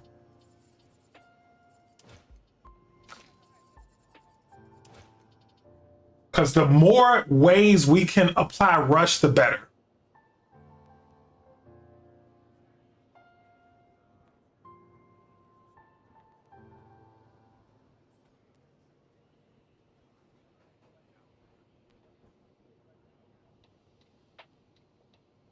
All right, the rest of these we don't really need. Okay, so I think those are all of our AP building things, right? I think so, at least. Where we have Mark. Oh, no, we didn't do burn. We didn't do burn.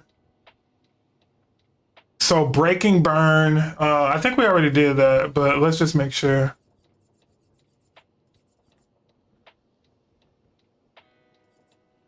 No, we didn't. So let's give everybody breaking burn. Okay, and then let's see, burn affinity. Yep, burn affinity for everybody.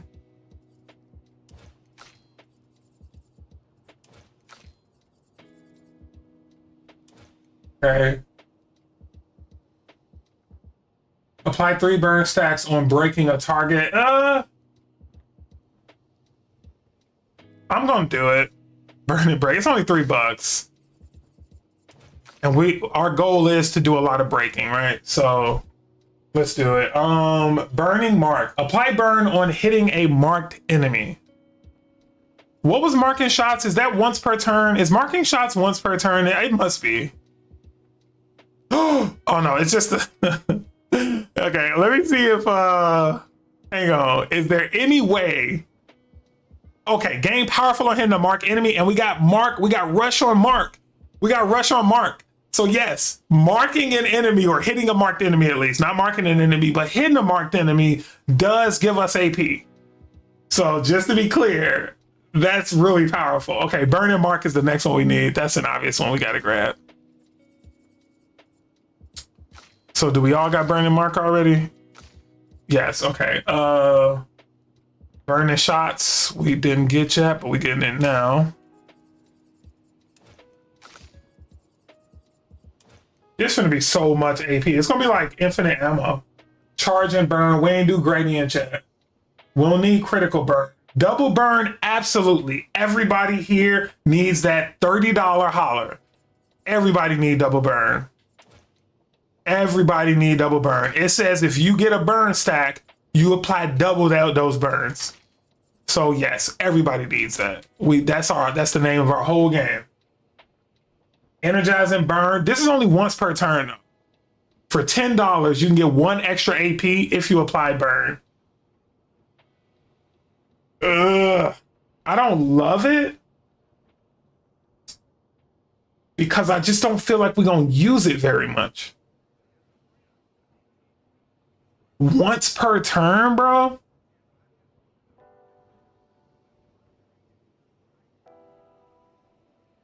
Oh, fuck it. It's a. Oh, we already gave it to everybody anyway. Yeah, I think so. I'm just gonna confirm. Yeah, we already gave it to everybody. All right, cool.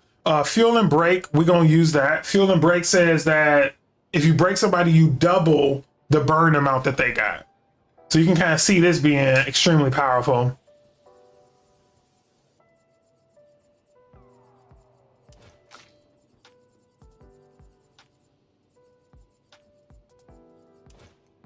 All right, let's give everybody first strike this time, because no, let's not do that yet. We ain't that ain't the part of the build we own yet. Because we need to know how much we're gonna need after this too. All right, so I think we good. I think we good on AP generation with free aim shots and stuff. I think we can confidently say that the way these Pictos are set up right now, we gonna get a shitload of AP. Right? That just goes without being said. So let me just go AP plus. See if we missing anything. Where did we leave off at? I think we left off at Energize and Powerful. Okay, so Energize and Revive. No. We got Energize and Rush. Yeah, we do.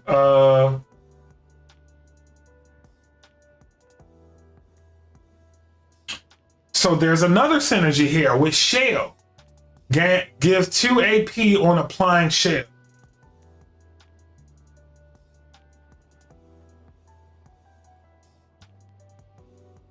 That's interesting. That means we might be able to stay with AP rich even longer.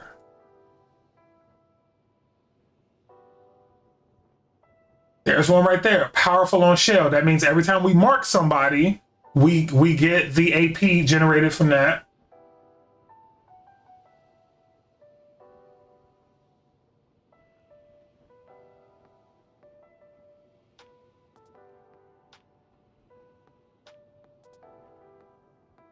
Apply Shell on applying. Oh my God. Yeah. Yeah, we're going to do it. Energizing Shell, Powerful on Shell, and Shell on Rush. Okay, Energizing Shell.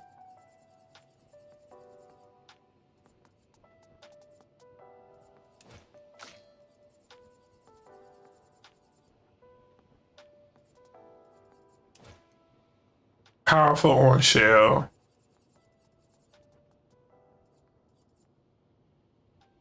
And then Shell on Rush.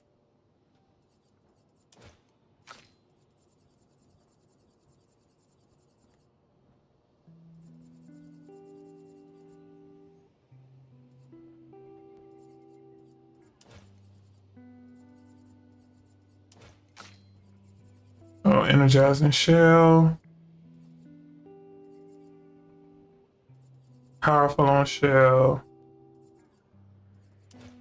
And then Shell on Rush. All right, so that is like a ping pong back and forth. You holy shit, keep getting AP. Well, let's finish this list though, because we might find something else. I forgot all about Shell. I literally forgot about Shell. All right, we're gonna grab everybody Energy Master. So every time you get 1 AP, you actually get 2.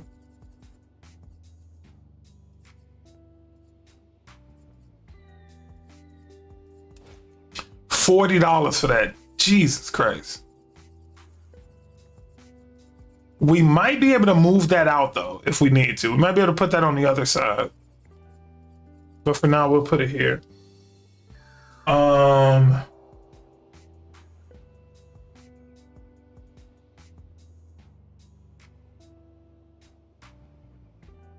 coming to the end here. Energize and stun. Plus 1 AP on hitting a stun target with a skill. We don't care about that.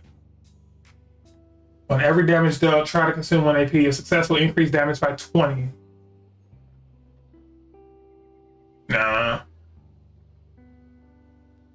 Plus 1 AP on parry, but nah. Rewarding mark, we already got. And I hate that rewarding mark is once per turn, but it's only $5. Plus 1 AP on hitting the enemy's weakness once per turn. Nah, that's not really how we built. We not built like that. All right, so we are coming down in money.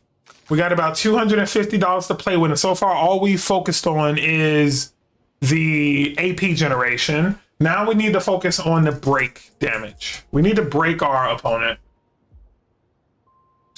So breaker, we definitely all need breaker. This is just giving us some free break damage right off the bat. We're going to all want breaking attacks so that our base attacks can break enemies.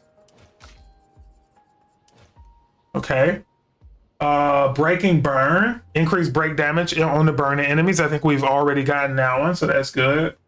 We're going to skip breaking counter. We're going to skip breaking death. No, we're going to keep breaking death for sure. That says that if somebody just so happened to die, the enemy is fully charged with break, and any of our characters can either slice the opponent or shoot the opponent, because we finna all get breaking shots. Oh yeah, we all want breaking shots for sure. That ain't even what I was thinking about either. There's one that says you can break the opponent with a free aim shot.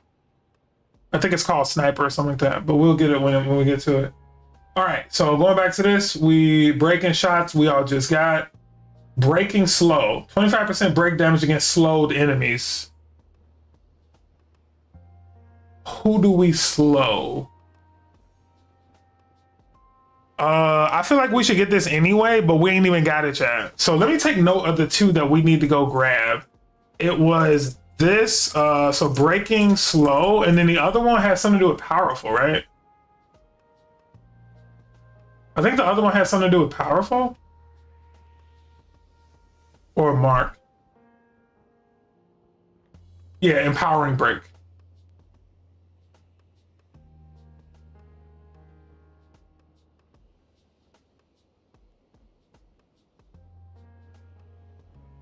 All right. Oh, snap. All right, we got a little messy plan here, but it's coming together.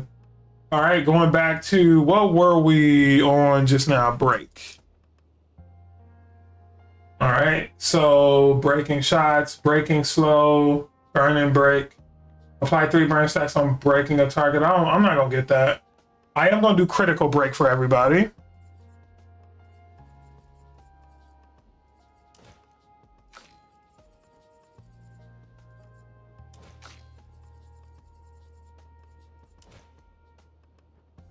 All right, empowering break, grain powerful. Did we give everybody empowering break? Yeah. No, we gave them energizing break. We don't have empowering break. That was the other one we wrote down, right? Yeah. We gave them energizing break, but I don't even think we need energizing break. That's saying whenever we actually do break a target, we get all this AP, but we already got so much AP that we get it. It's only $3. I'm gonna leave it there. If we need to get rid of something later, we can. Apply defenses on break. Breaking a target doubles its burn amount. We already got that. We're not worried about the gradients yet. That's gonna be one of the next things we do. Actually, I think gradient is the next thing we do.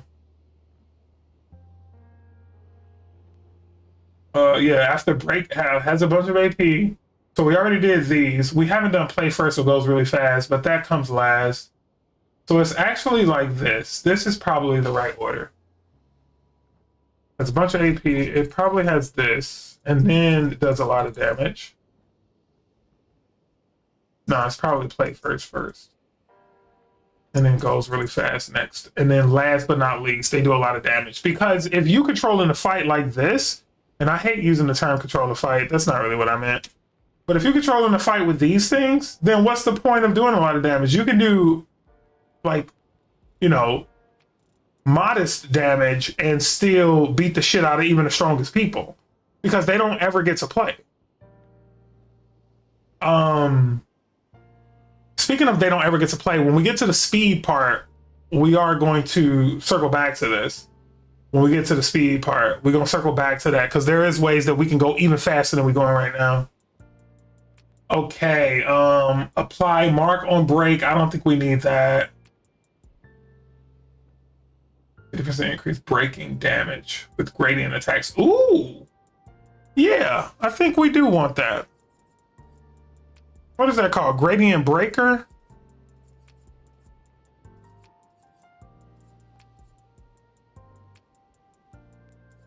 Both of these are really good. I'm gonna get both of them. Gradient break and gradient breaker. But we're not doing gradient stuff yet. I want to do those together because I don't want to miss anything by accident. So gradient breaker.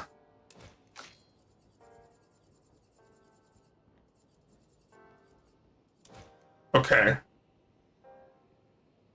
And you know, we might get to a point where we notice that giving all of this stuff, like right now, the stuff that we giving everybody, I think it makes sense. Everybody should have the ability to get a shitload of AP through free aim shots, in my opinion. Right? Everybody should just be able to shoot the shit out of, because these are all high damage characters. Like none of us are going to do, like none of us are like CL, for example. Right? CL's not meant to do high damage free aim shots. Right? These are all people that's trying to stack burn. They're doing free aim shots to build, hopefully, gradient, which we'll do next. But yeah, so right now, I think it's going to make sense that everything that I've given to everybody is needed by everybody. We haven't gotten to the part of they build where it's like, okay, now that we got break, AP, and gradient out the way, what makes this character's set play unique? And what pictos do they need to like accommodate that? Or to complement that?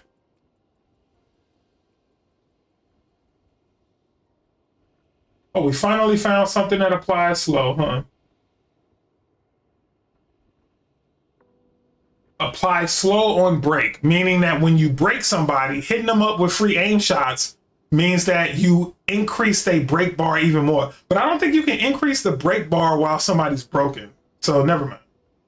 We won't worry about that. Okay, holy shit. Holy shit. Quick break says play again on breaking a target. Absolutely. Everybody gets that. Everybody gets that.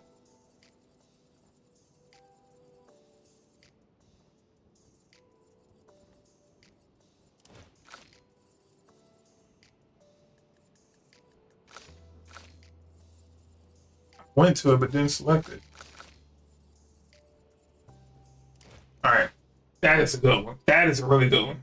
Sniper. I want everybody to have sniper because that says that your first free aim shot of the battle, like whenever it's your turn, right? So for each turn, your first free aim shot, not only is it a crazy damage buff, but it also can break your opponent. So I'm gonna give everybody that. $15 is not cheap, but it's worth it. So I'm gonna give everybody sniper.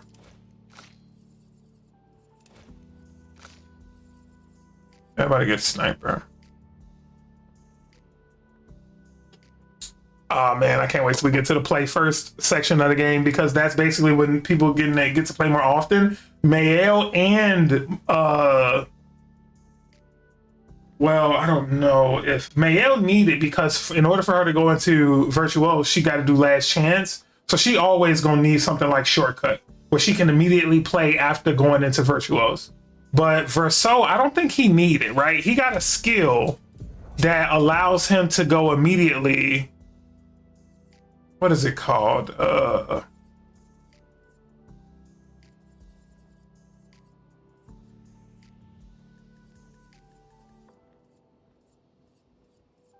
I think it's called leadership. No, overload or some shit. Overload. increases rank to A, refills all HP, but sets self health to 1. So anything that has like a perk for you having lower than 30% health, you can imagine a world where you regenerate that health, do this again, and then you get that back. The problem is there's no reason for him to use this unless he's at rank D or some shit. Then yeah, but if he's already at rank S, which him doing as many free aim shots as we giving him, he gonna always be at rank S. So yeah, I think the shortcut is just something for Mayo when we get to that part. Okay, all right, let's keep going. So we at 168, and we just finished the break damage. Ooh, staggering attack, everybody gets it, and it's only $1. It's only $1. It's only a $1 holler for that. That's crazy. All right, so that's beautiful. Staggering attack. I ain't gonna lie, this foundation right here, it costs $368. Oh snap, he missing something. Verso missing something.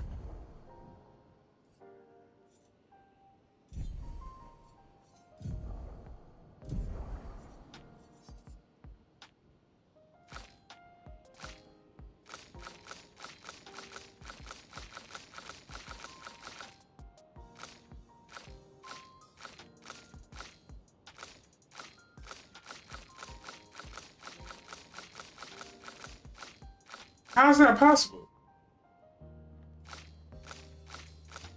They got all the same stuff.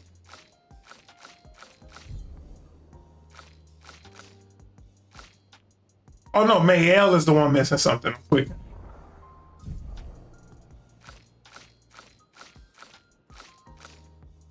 Oh, stay marked. She ain't got stay marked.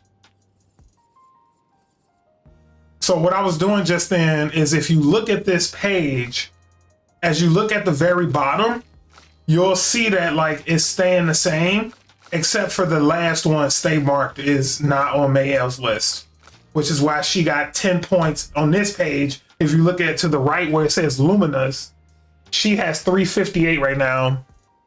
I don't know if y'all can even see that. Let me show you the large screen. So you can see here over to the right for Lumina, she got 358, whereas Verso has 368. Lune has 368. And up to this point, they builds are identical. So, and this is, to me, everybody should have this base, this 368 base. And I'm actually about to take this base to the field because I want to see what this look like when we play with it, right? Like I want to see what this look like against enemies. So I'm gonna go give everybody they cred. I'm gonna make sure everybody got their shit together for the Pictos. But this base 368 should at least say that we can free aim shot most enemies to death.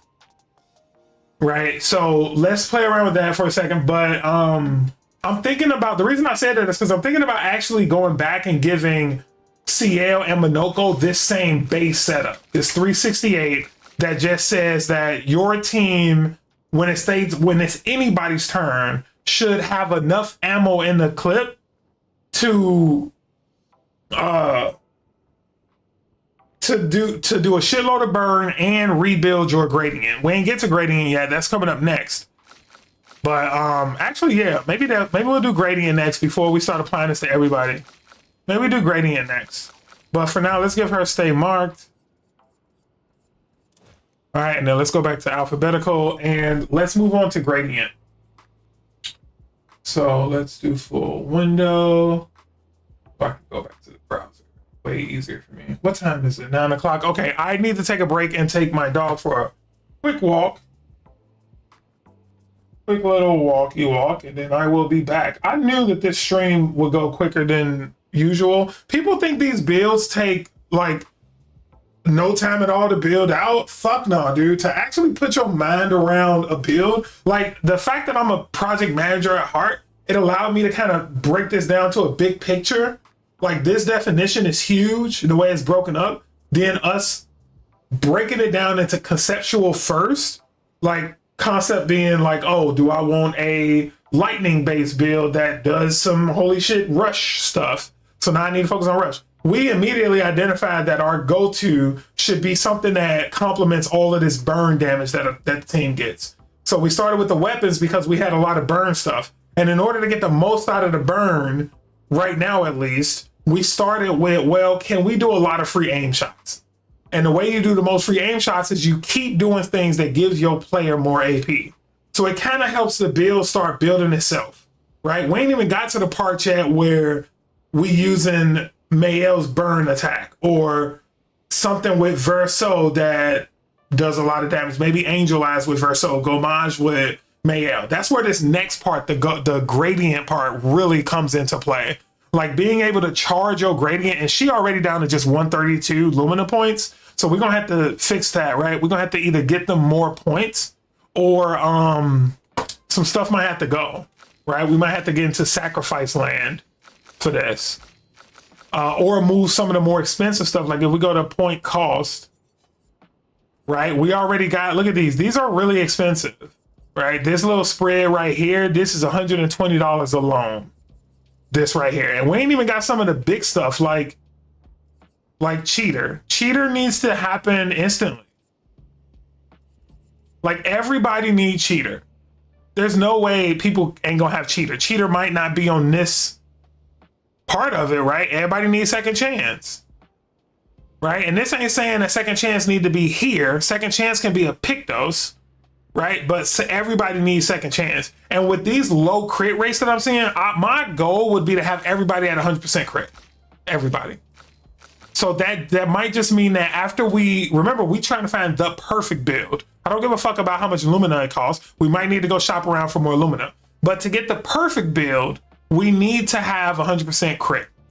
We need to have Cheater, right? People need to have first strike. We need all of the stuff that makes these things here a reality. All right, let me go walk this dog and I will be right back.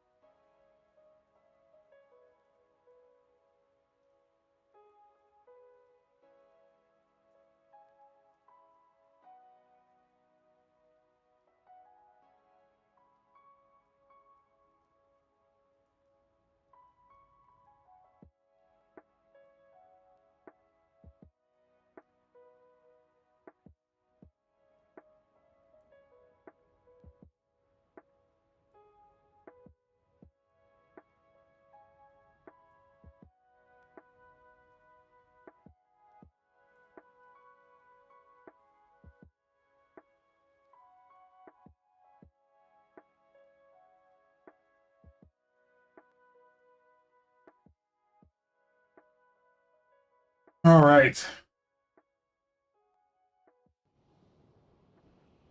Let's get back to it. Let's just make sure we are set up right. 368 around the board. All right. And she only got 500. So how much Lumina do I got in the inventory? 11. That's not a lot. Minoko. Balling out here. We ain't even look at him. Why didn't we? Oh yeah, we focused on level 3s and what characters are able to do. Okay, so let's move on to gradient. I think it's time to look at gradient stuff. So we want to be able to charge our gradient quickly is the goal. So let's just go here and type in gradient. So plus 10% of a gradient charge on applying a buff. You know why that's so crazy? Because powerful and rush gets applied to us almost constantly as we free aim shot. So that's going to be huge when it comes to us just, you know, almost passively. It's going to feel like that we generating gradient. So charging alteration for everybody.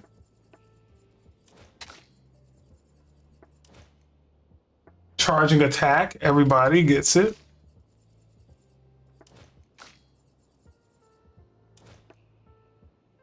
Charging burn. It's only once per turn, but 20% is so much that I think it's worth it. Just like charging mark, I'm sure. Charging critical is another one. It's only once per turn, but it's still like 20% is a lot. So that's basically, man, these are like guaranteeing. Like all of this right now, so far at least, it's all once per turn. But that's 60% of that bar filled up in just like a few shots for us. Right? So yeah, that's, remember, each character get 2 turns. So without nothing else, we almost got it all back. So whenever you touch a stunned enemy, you get 5. This next one here, charging stun. Whenever you touch a stunned enemy, you get 5% gradient charge. So if we break somebody, which we will have broken one person in the beginning of the fight, that's basically guaranteeing that we have a punching bag that's like a gradient generator. We can just keep free aim shot in the broke person, and they'll be in the background generating us gradient. I'm gonna skip charging 10. I'm gonna skip charging weakness. Energizing gradient. I'm gonna skip that.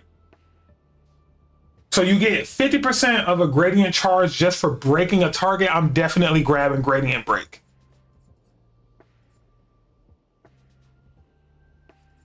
I'm definitely grabbing gradient break.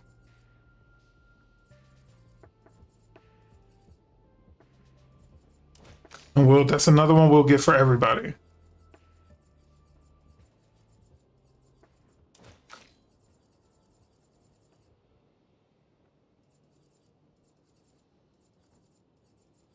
Let's see if any of their gradient attacks can break the whole group. I think Lune's can. I think Lune's gradient can break everybody.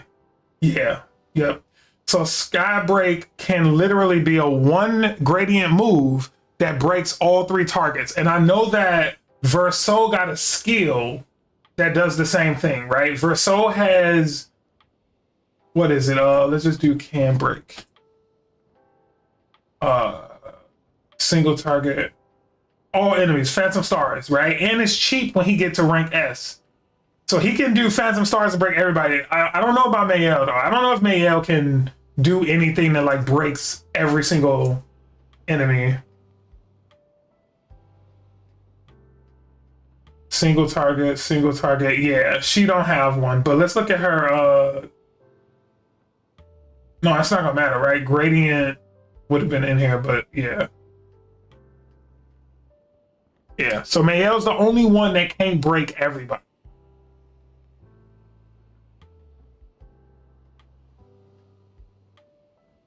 This is good though. If everybody go down and accept her, she can bring everybody back.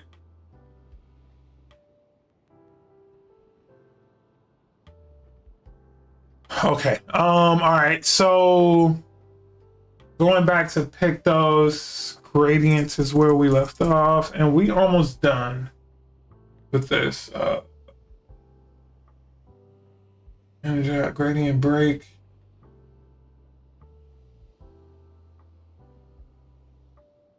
Yeah, because we all gonna be doing a lot of that. Increased damage with gradient attacks, right? So we also all gonna invest in gradient fighter, because our build is centered around us doing a bunch of gradient attacks, right? Because all we're gonna be doing is breaking the enemy as quickly as possible and getting our gradient as quickly as possible. Ideally, we won't even need to break the enemy because we're gonna kill them so fast. So, all right, so that's gradient. So now what's next, right? So playing first. So there's a couple of things that make us play first, and these are where things get real expensive. The first one is called cheater, right? Cheater says you always play twice in a row. But before we do cheater, let's do first strike. First strike is the one that says we play first, no matter what. We start the fight. So we'll do first strike with everybody. Always guaranteeing that our team starts the fight. And then we'll do cheater, that guarantees that we all always get 2 turns in a row. So let's go cheater.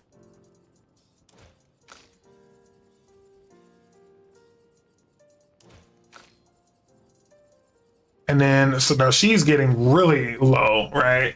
So now what I'm gonna do is I'm gonna actually just search for play. And these are gonna be the things that allows us to play faster. So we all got quick break. Revive Paradox is really good for somebody like Verso only though, right? Because he has a angel. What is his move called? Angel Wings or some shit? That's crazy. Angel Eyes. He has Angel Eyes, Angel's Eyes, that says that if he dies, he automatically revives. So what this says is that if he does get targeted by an enemy and they kill him, and let's say it was 2 or 3 enemies after that, first off, he gonna fill up the enemy's break bar. He gonna fill it up entirely. And this is just him dying now. This is what he gets as a reward for using Angel's Eyes and dying. For using Angel's Eyes and then dying, he fills up all of the enemy's break bar. He gets to go next, and he has damn near infinite ammo with his first shot breaking an enemy and his base attack breaking an enemy, and he goes twice in a row. You see that? The synergy with these characters with this build is nuts. It is really bizarre. All right, do we have anything else as far as playing faster? Shortcuts. Immediately play when falling below 30% health. So the only person that I feel like would benefit from that because they force themselves to get into that situation is Mael. Mael has to do last chance, right? And unlike the last time when she was playing with CL, like when she was playing with CL, we had to make sure we ended our turn with last chance because we wanted CL to do damage increase buffs, which wouldn't really make sense if Mael had to spend the turn not hitting the enemy, but instead going into Virtuose, right? So if she's already in Virtuose and CL gives her a bunch of damage buffs, then it was good that we could do that, right? Like, yo, Virtuose is a damage buff, plus CL gives you a damage buff. It was great. But with this build, we don't care if she ends in Virtuose no more. She just needs to get in Virtuose and still have a chance to attack. That's really what this build is about. And in order for her to get 2 attacks per turn, right? So most turns she only get 1 attack, right? So imagine that the game starts with a stanceless or defensive stance or offensive stance Mael. Well, the first thing we want to do is free aim shot until we got 1 bullet left or 1 AP left, I'm sorry. And then immediately do last chance. Now last chance gonna activate this shortcut effect, which means she gonna immediately go again, right? It's gonna immediately be her turn. And then she can do her strongest move. Okay, but then remember she get 1 more turn after that. That's like her 3rd turn. So then she gonna go into Virtuose. So that's a rotation where she get 1 attack. But check this out. Now she in Virtuose. When it comes back to her turn, she's already in Virtuose. So she can do her strongest move immediately, like Stendhal. Then on her second turn, she can shoot until she only got one bullet left. And with her next turn, while she's in Last Chance, Virtuose, she can either do Gomage, which is her level 3, or she can do her strongest move, Stendhal, right? Which is just something that costs $9. Either way, it's good that she get this. Okay, so now the next thing is we need to go really fast, right? So a lot of us already got Rush right now, but we need to boost Rush. We need Rush to be even stronger. So no. It's not really what we're looking for here. Here's one where Rush lasts longer. Greater Rush is the one I'm looking for. So let's give everybody Greater Rush. That means that we get to go 25% faster than normal whenever we get Rush. So we'll give everybody Greater Rush.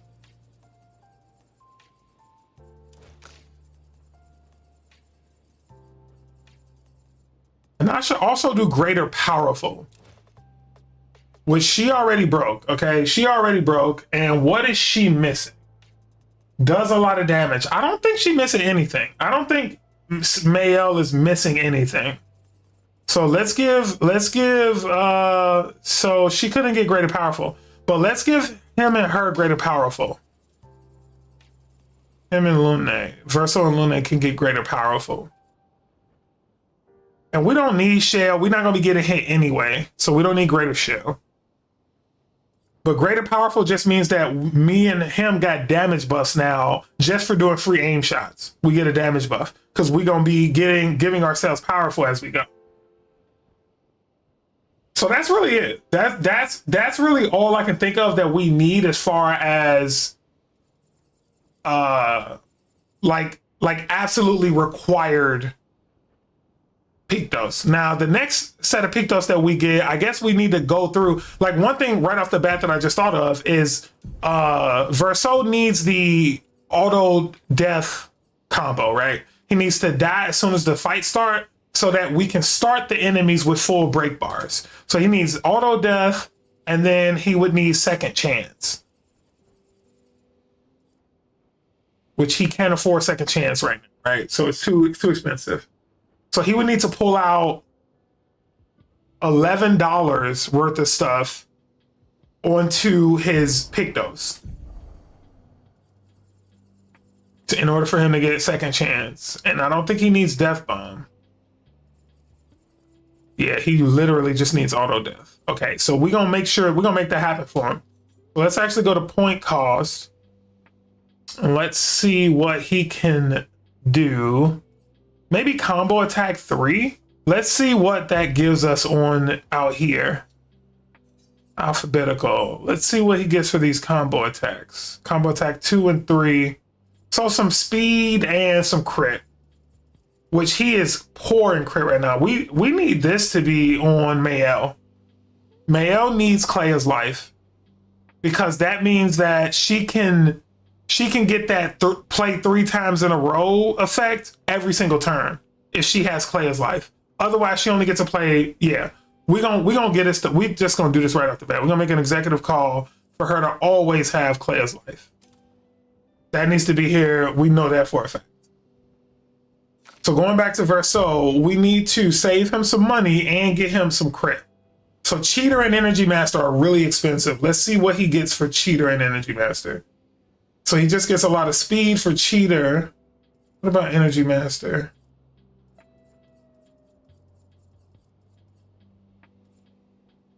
A lot of health, which he don't need either of those things. He needs crit.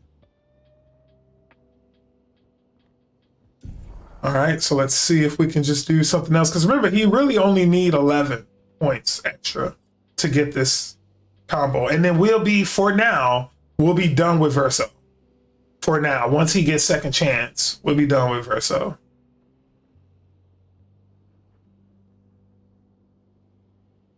So beneficial contam, let's see if that has any good in it. No, we're looking for really high crit rate. Energizing attack, burning mark, sniper. Sniper might have some good crit rate. Nope, 19%. Burn and mark.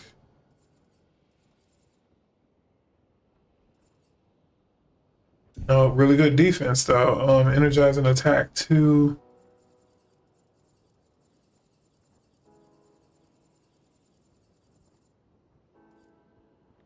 Damn it. A lot of speed, but we need crit. We need crit.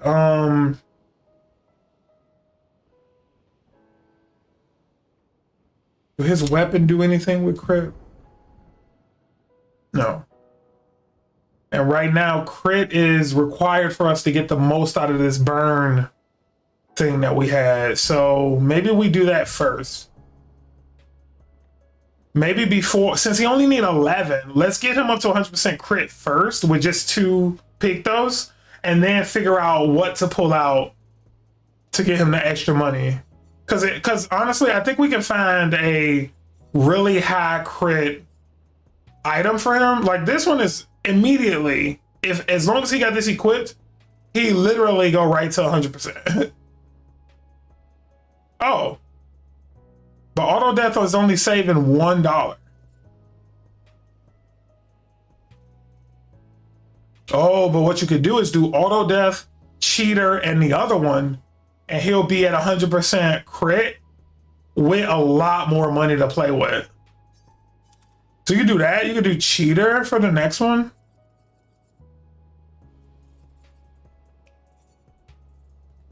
So, oh, this might actually be it, guys. This might be it. Hold on. If we just do cheater for the next one, and then energy master after that.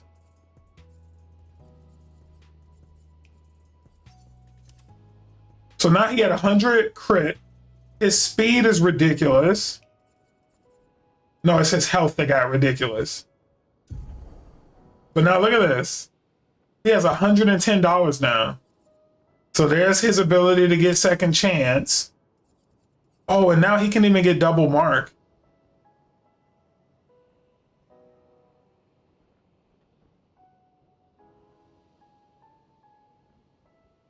Damn, hang on. So we got this by money right now. We got it by cost. That's the bottom.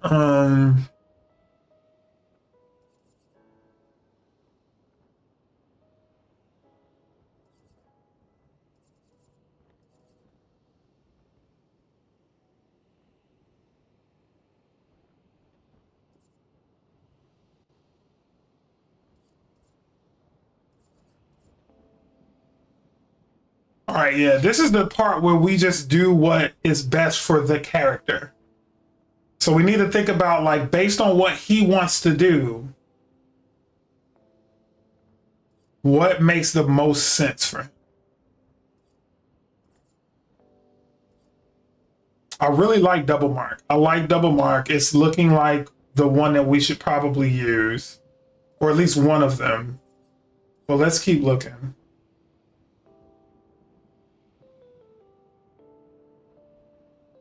Warming up is really good too. So far, those are 2 of them that I think we're gonna want to put on them. Wait, I didn't do energizing shots for them? Everybody should have energizing shots. Oh, did I really forget energizing shots?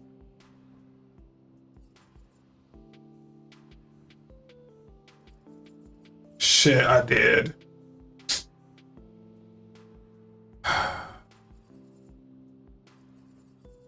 We gotta find a trade-off for her too then. Let's at least give it to both of them.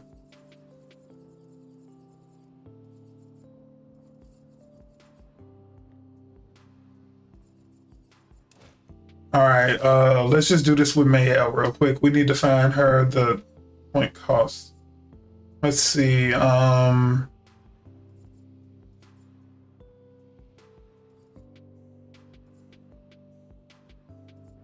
combo attack 2, 3, double burn.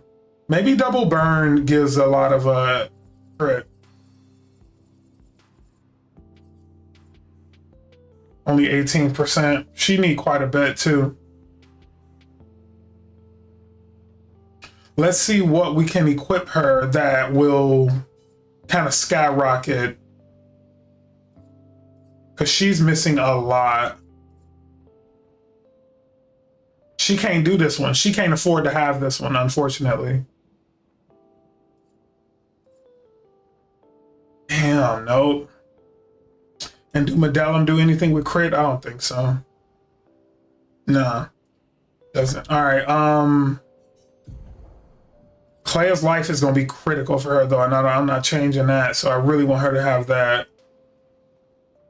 But we would have to sacrifice. Wait, but she has greater powerful, right? I think we gave her greater powerful. I'm starting to forget what I was doing this for in the first place. The one that I just gave those to, energizing shots.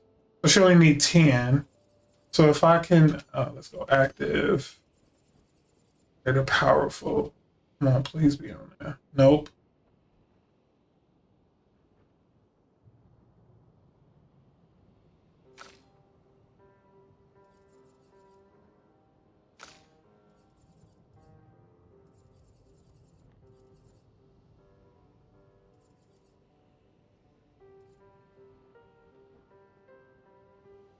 Oh, this. She don't need this. Whenever she's in Virtuos, she basically get this for free. Perfect. Oh man, that was scary. Energizing shots. Yeah, I was giving that to her just as like a nice to have, but she don't actually need it. Where is it? There it is. Yeah, she don't actually need stay marked. Stay marked for her is just like icing on the cake. If she's ever found herself out of Virtuos, like one of her random turns, then she get the same stay marked value that the other ones get, but she don't really need it. All right, going back to him now. So we good on the pick those. No, we're not. No, we're not. No, we're not. Well, yes, we are. Yes, we are. So we got him at 100%. And yeah, we good now. We just got to spend the rest of his money. So let's see. Let's think about this. He gets a lot of free aim shots. He does a lot of damage. Let's actually go to the site and look for just damage increase. So the way I got this set up is if I type in the word damage boost, it'll give me a bunch of things that do something when you got more damage. So augmented aim is one right off the bat that I think everybody needs. I'm gonna get that to everybody. Augmented aim is just more. Oh, and augmented attack. Damn, I missed that too. Augmented aim and augmented attack are both things that everybody should have. Augmented attack is 50% increased base damage, and everybody's going to be doing base attacks. Yeah, it was augmented attack that I think is the strongest one. So we don't need these counters. Augmented first strike. Let me make sure we're on the right screen here. Yeah. Augmented first strike. That's not necessarily required. Player's life is so good.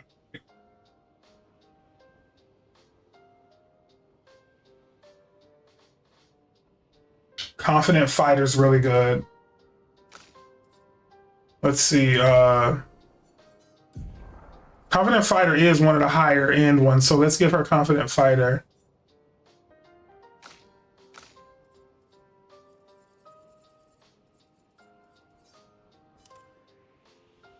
That gives her, she's up to 75% now.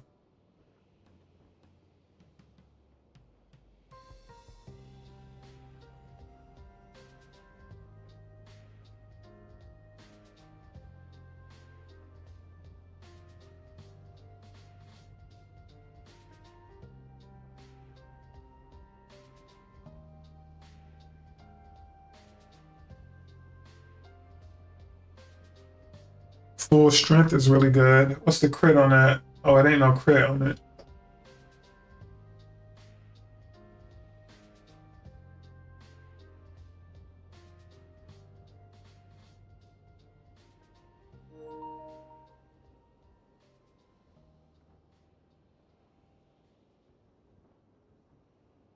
%30 increased damage until a hit is received.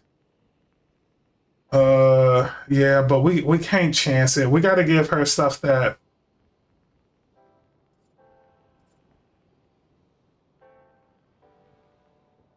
This would take her to 100%, actually. Let's see, what do we want to use?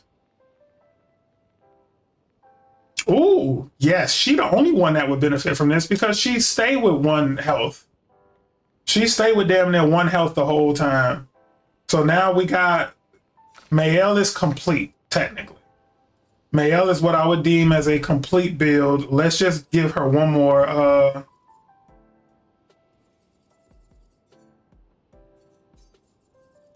We got to help her spend this last dollar.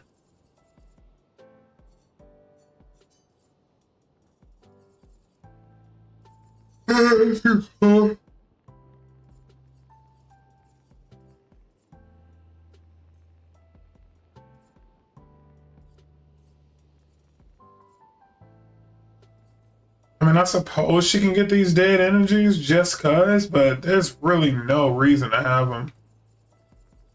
Let's see what the other ones were. No, we know she ain't gonna use that. I guess she can get solo fighter and dodger.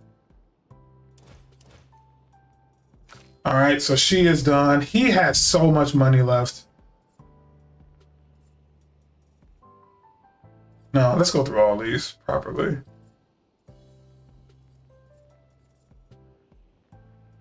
Apply powerful for 3 turns when revived. What does that do for us? Makes us a little stronger, but it doesn't really do much for us. Powerful fighting alone. Augmented counter. No, we don't need that. Versatile. After a free aim hit, base attack damage is increased by 50% for 1 turn. Yeah, he'll get versatile. Let's increase damage while all allies are alive. That ain't bad.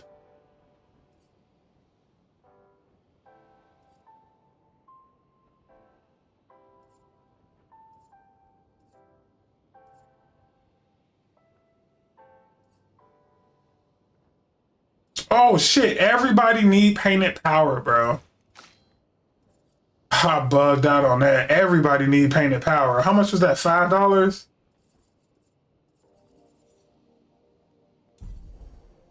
Shit, I completely forgot about that. Everybody needs that. That's like required. I should have grabbed that first.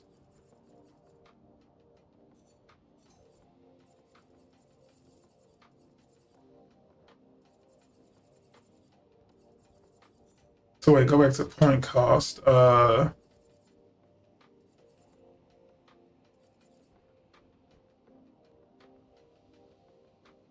it's only $5. Okay, so we just need to get rid of something that we don't really need.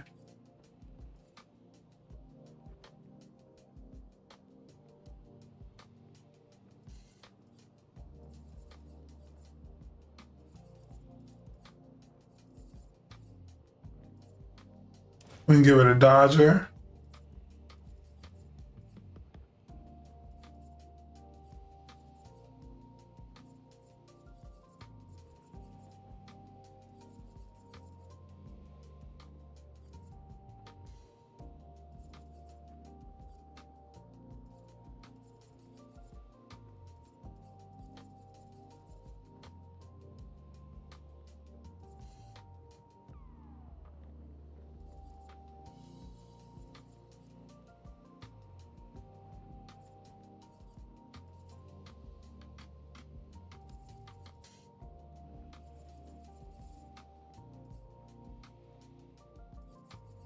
We can get rid of Solo Fighter.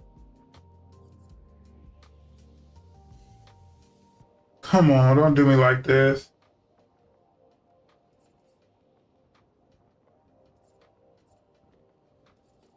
You telling me all she got left is good shit?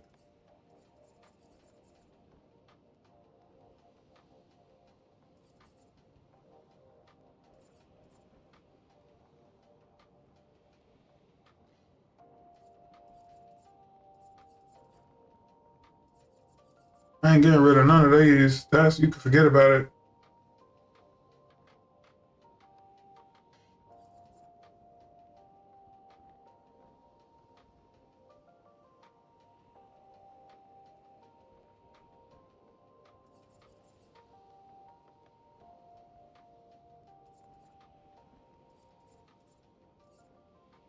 on, that's nuts. You gotta be kidding me.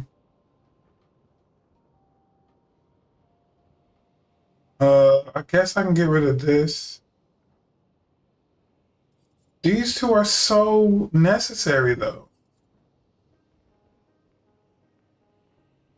And if I get rid of both of them, then what? That's not gonna get me back. I need to get rid of something that got 3 on it. Nope, we need this. This is the whole combo.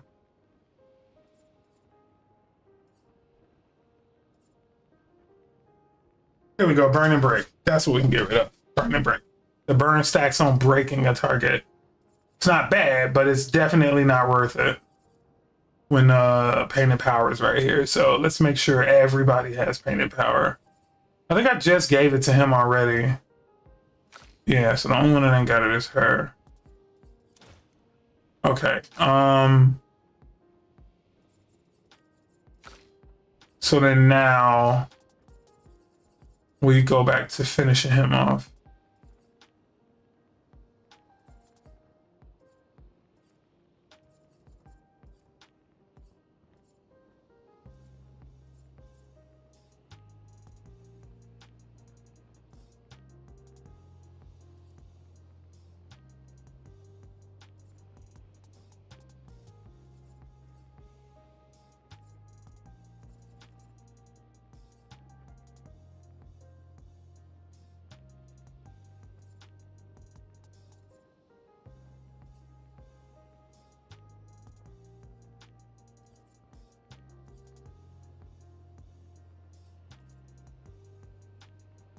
Oh shit, stun boost. Let's get that to Lune too. I didn't even know that was a thing.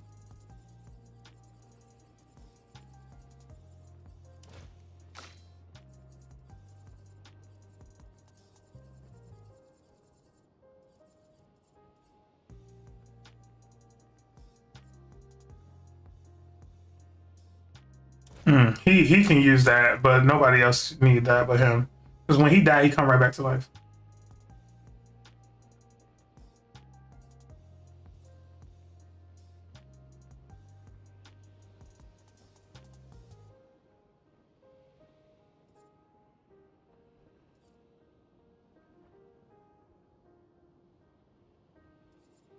Ooh, I should give him and Lune Emmadia's res. It's just like a insurance policy. I don't foresee me ever using it like that, but who knows? Could come in handy.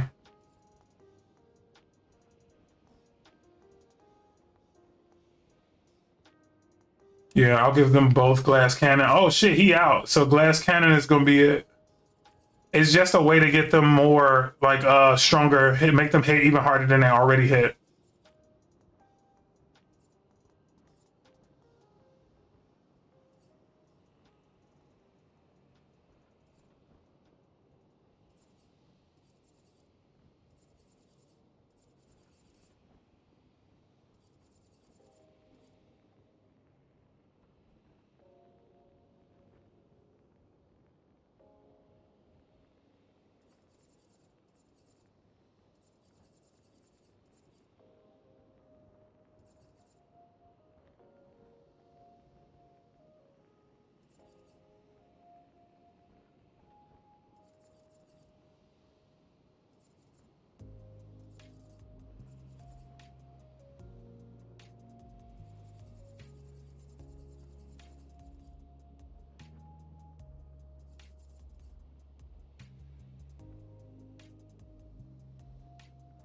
Come on, we got 12 more minutes to be able to test this build out.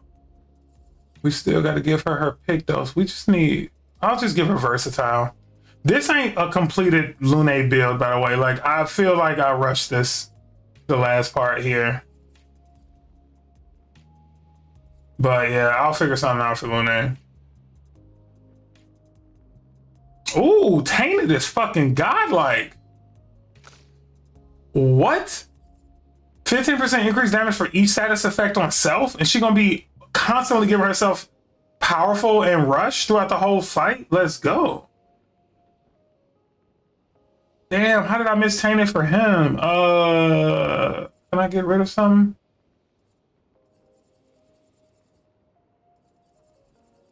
I was giving him some bullshit after a while. No, we'll just leave hanging on her for now. All right, and then let's just go give her her pick though. She just need crit.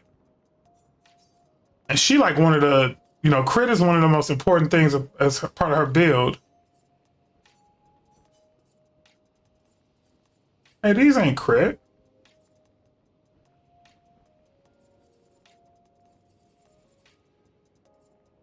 Why is it upside down?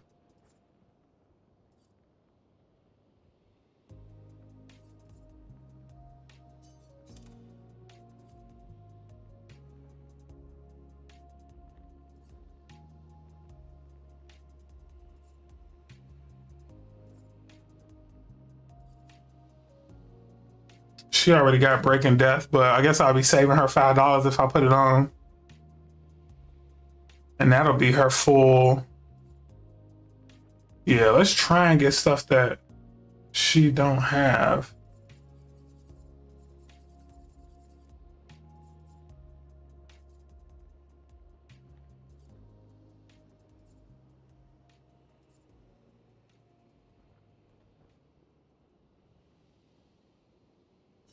All right, shortcut's good.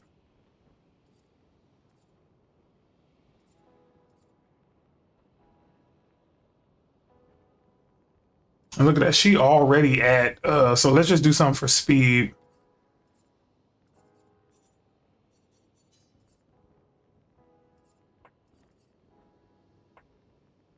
Oh, I know why. Okay.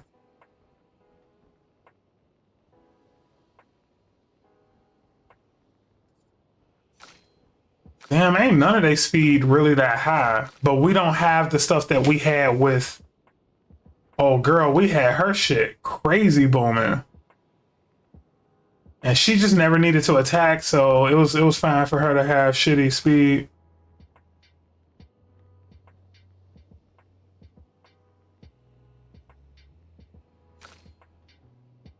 But I suppose for Luna, we can just give her the speed.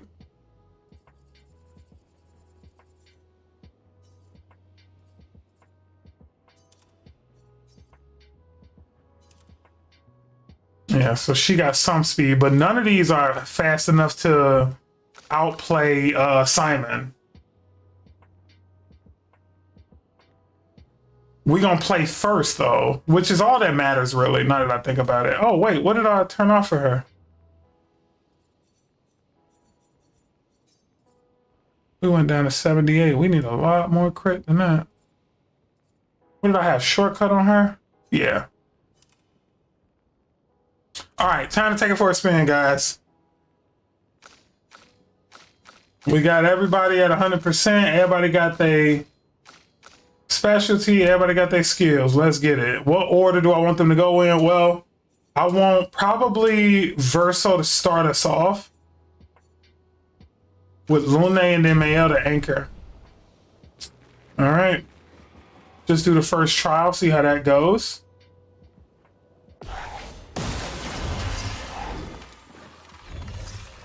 Here we go again. All right, so he don't got Death Bomb on, so we couldn't. All right, that was decent damage, but remember he is at D rank. Check out his AP. So far, he has not lost a lot of AP. He's starting to lose it now. All right, he was able to take that enemy out. Okay, now he's at 0 AP. All right, he almost killed that one. Wait, where's his other turn? Oh, he used all of them. So that's good. 28k. 30. That is a lot of damage for Lune. And she has a somewhat decent amount of AP, I would say. He has 80 burn stacks on him from her. Every time she's shooting, he's getting more burn stacks. Okay, that is really good. What we just saw was a really good example of a build working. Okay, let's go up to a boss fight. Our first boss fight here would be Dueliste.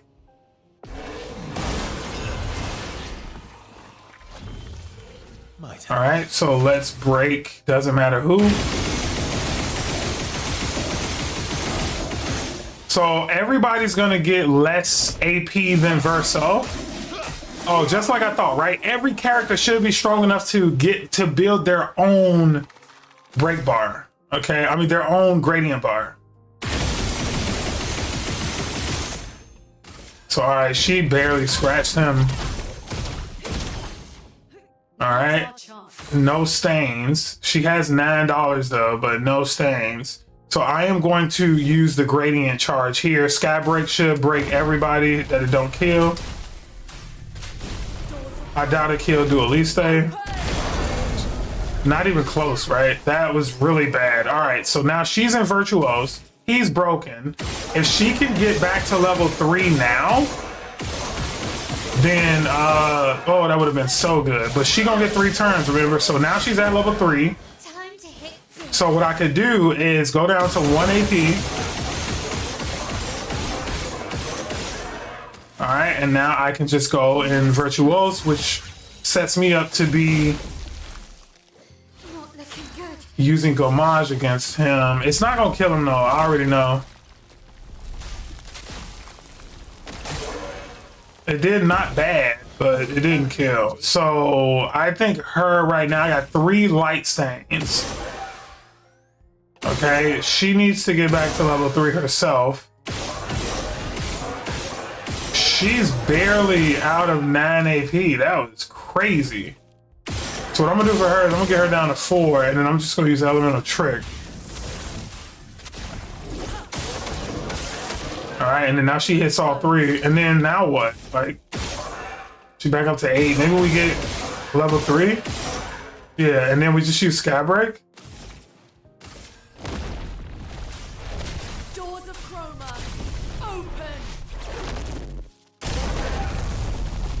Okay, so it didn't do a lot. So now he's woke. And I'm only in A rank. I'm in S rank now.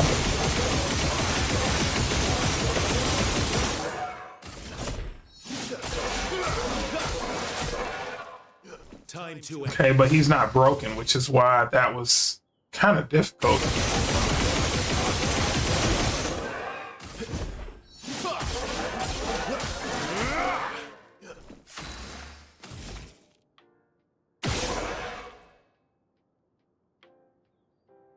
So hail right now would be crazy. So yeah, let's actually use all of this, get as many burns as possible. I'm not even done.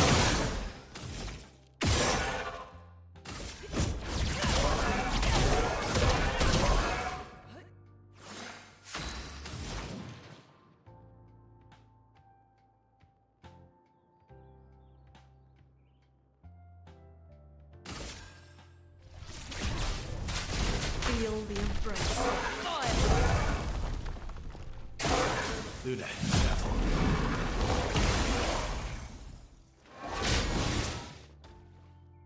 Watch out!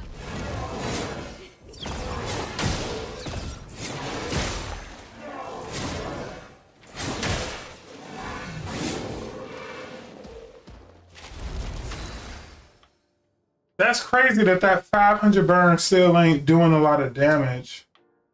So I think I just need to keep burning him.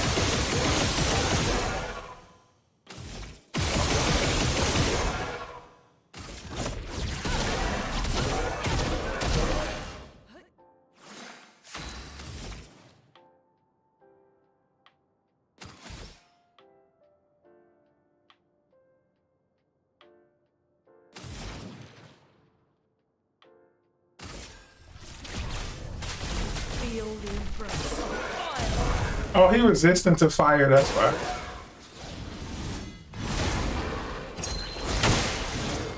I can do it. Okay, so this is the turn I've been waiting for. I want to see what this is like. So we obviously gonna Gommage him at some point. Let's get us down to just 1 AP.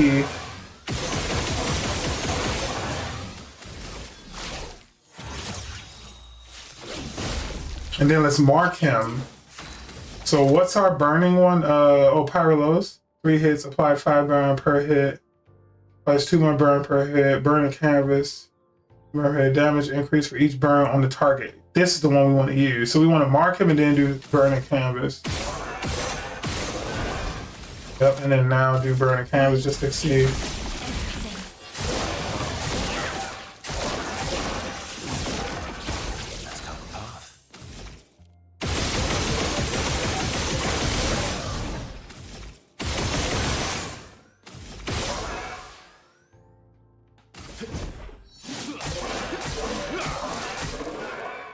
Let's have some fun.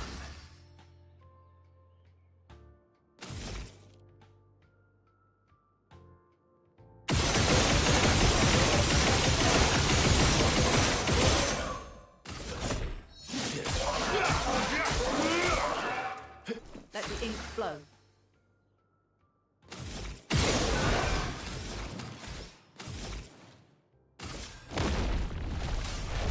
Doors of chroma, open! How much was that? 15 mil with Mark. That ain't bad. That ain't bad. But the burn damage was very disappointing. I had over 500 burn stacks on him. Alright, so what was missing on that one is the breaking ability. Alright, well, that's it for tonight, folks. We are missing the ability to break the opponent, meaning we need somebody to either die or we just need to figure out a better way to break a target. We got these situations where we get in gradient really fast. That's one thing that I will say. Actually, let's play one more with Minoko. No, we can't. We gotta stick to our guns here, guys. All right, hope y'all enjoyed that stream as much as I did. Obviously, I had a blast making it. Stuff like this really get my juices pumping. So let's actually call this the field perfect field game plan. I love doing stuff like this. Stuff that I could pour my strategic brain into. That was a lot of fun. I'm not gonna say it didn't work, okay? We did just struggle on 1-3, but we would have to work our way through the other. It's not as powerful as the stunlock build, but we get so many shields and shit throughout the fight. We get so many turns throughout the fight. Like, I feel like we did really good. We still got CL and Minoko that are in their regular stunlock phases, and we need to see how these new supercharged side characters play with a stunlock build. So that's what we'll do. We might just leave CL and Minoko alone. Like, we might just not touch them since they are perfectly equipped for stunlock right now. And that might be what we do on Thursday. So tune in on Thursday and see what we make of these builds. Hope y'all had a good time. Hope y'all had as much fun as I did. Make sure y'all hit that like, subscribe, comment, all that good stuff. And yeah, I'll see y'all next time. Peace out.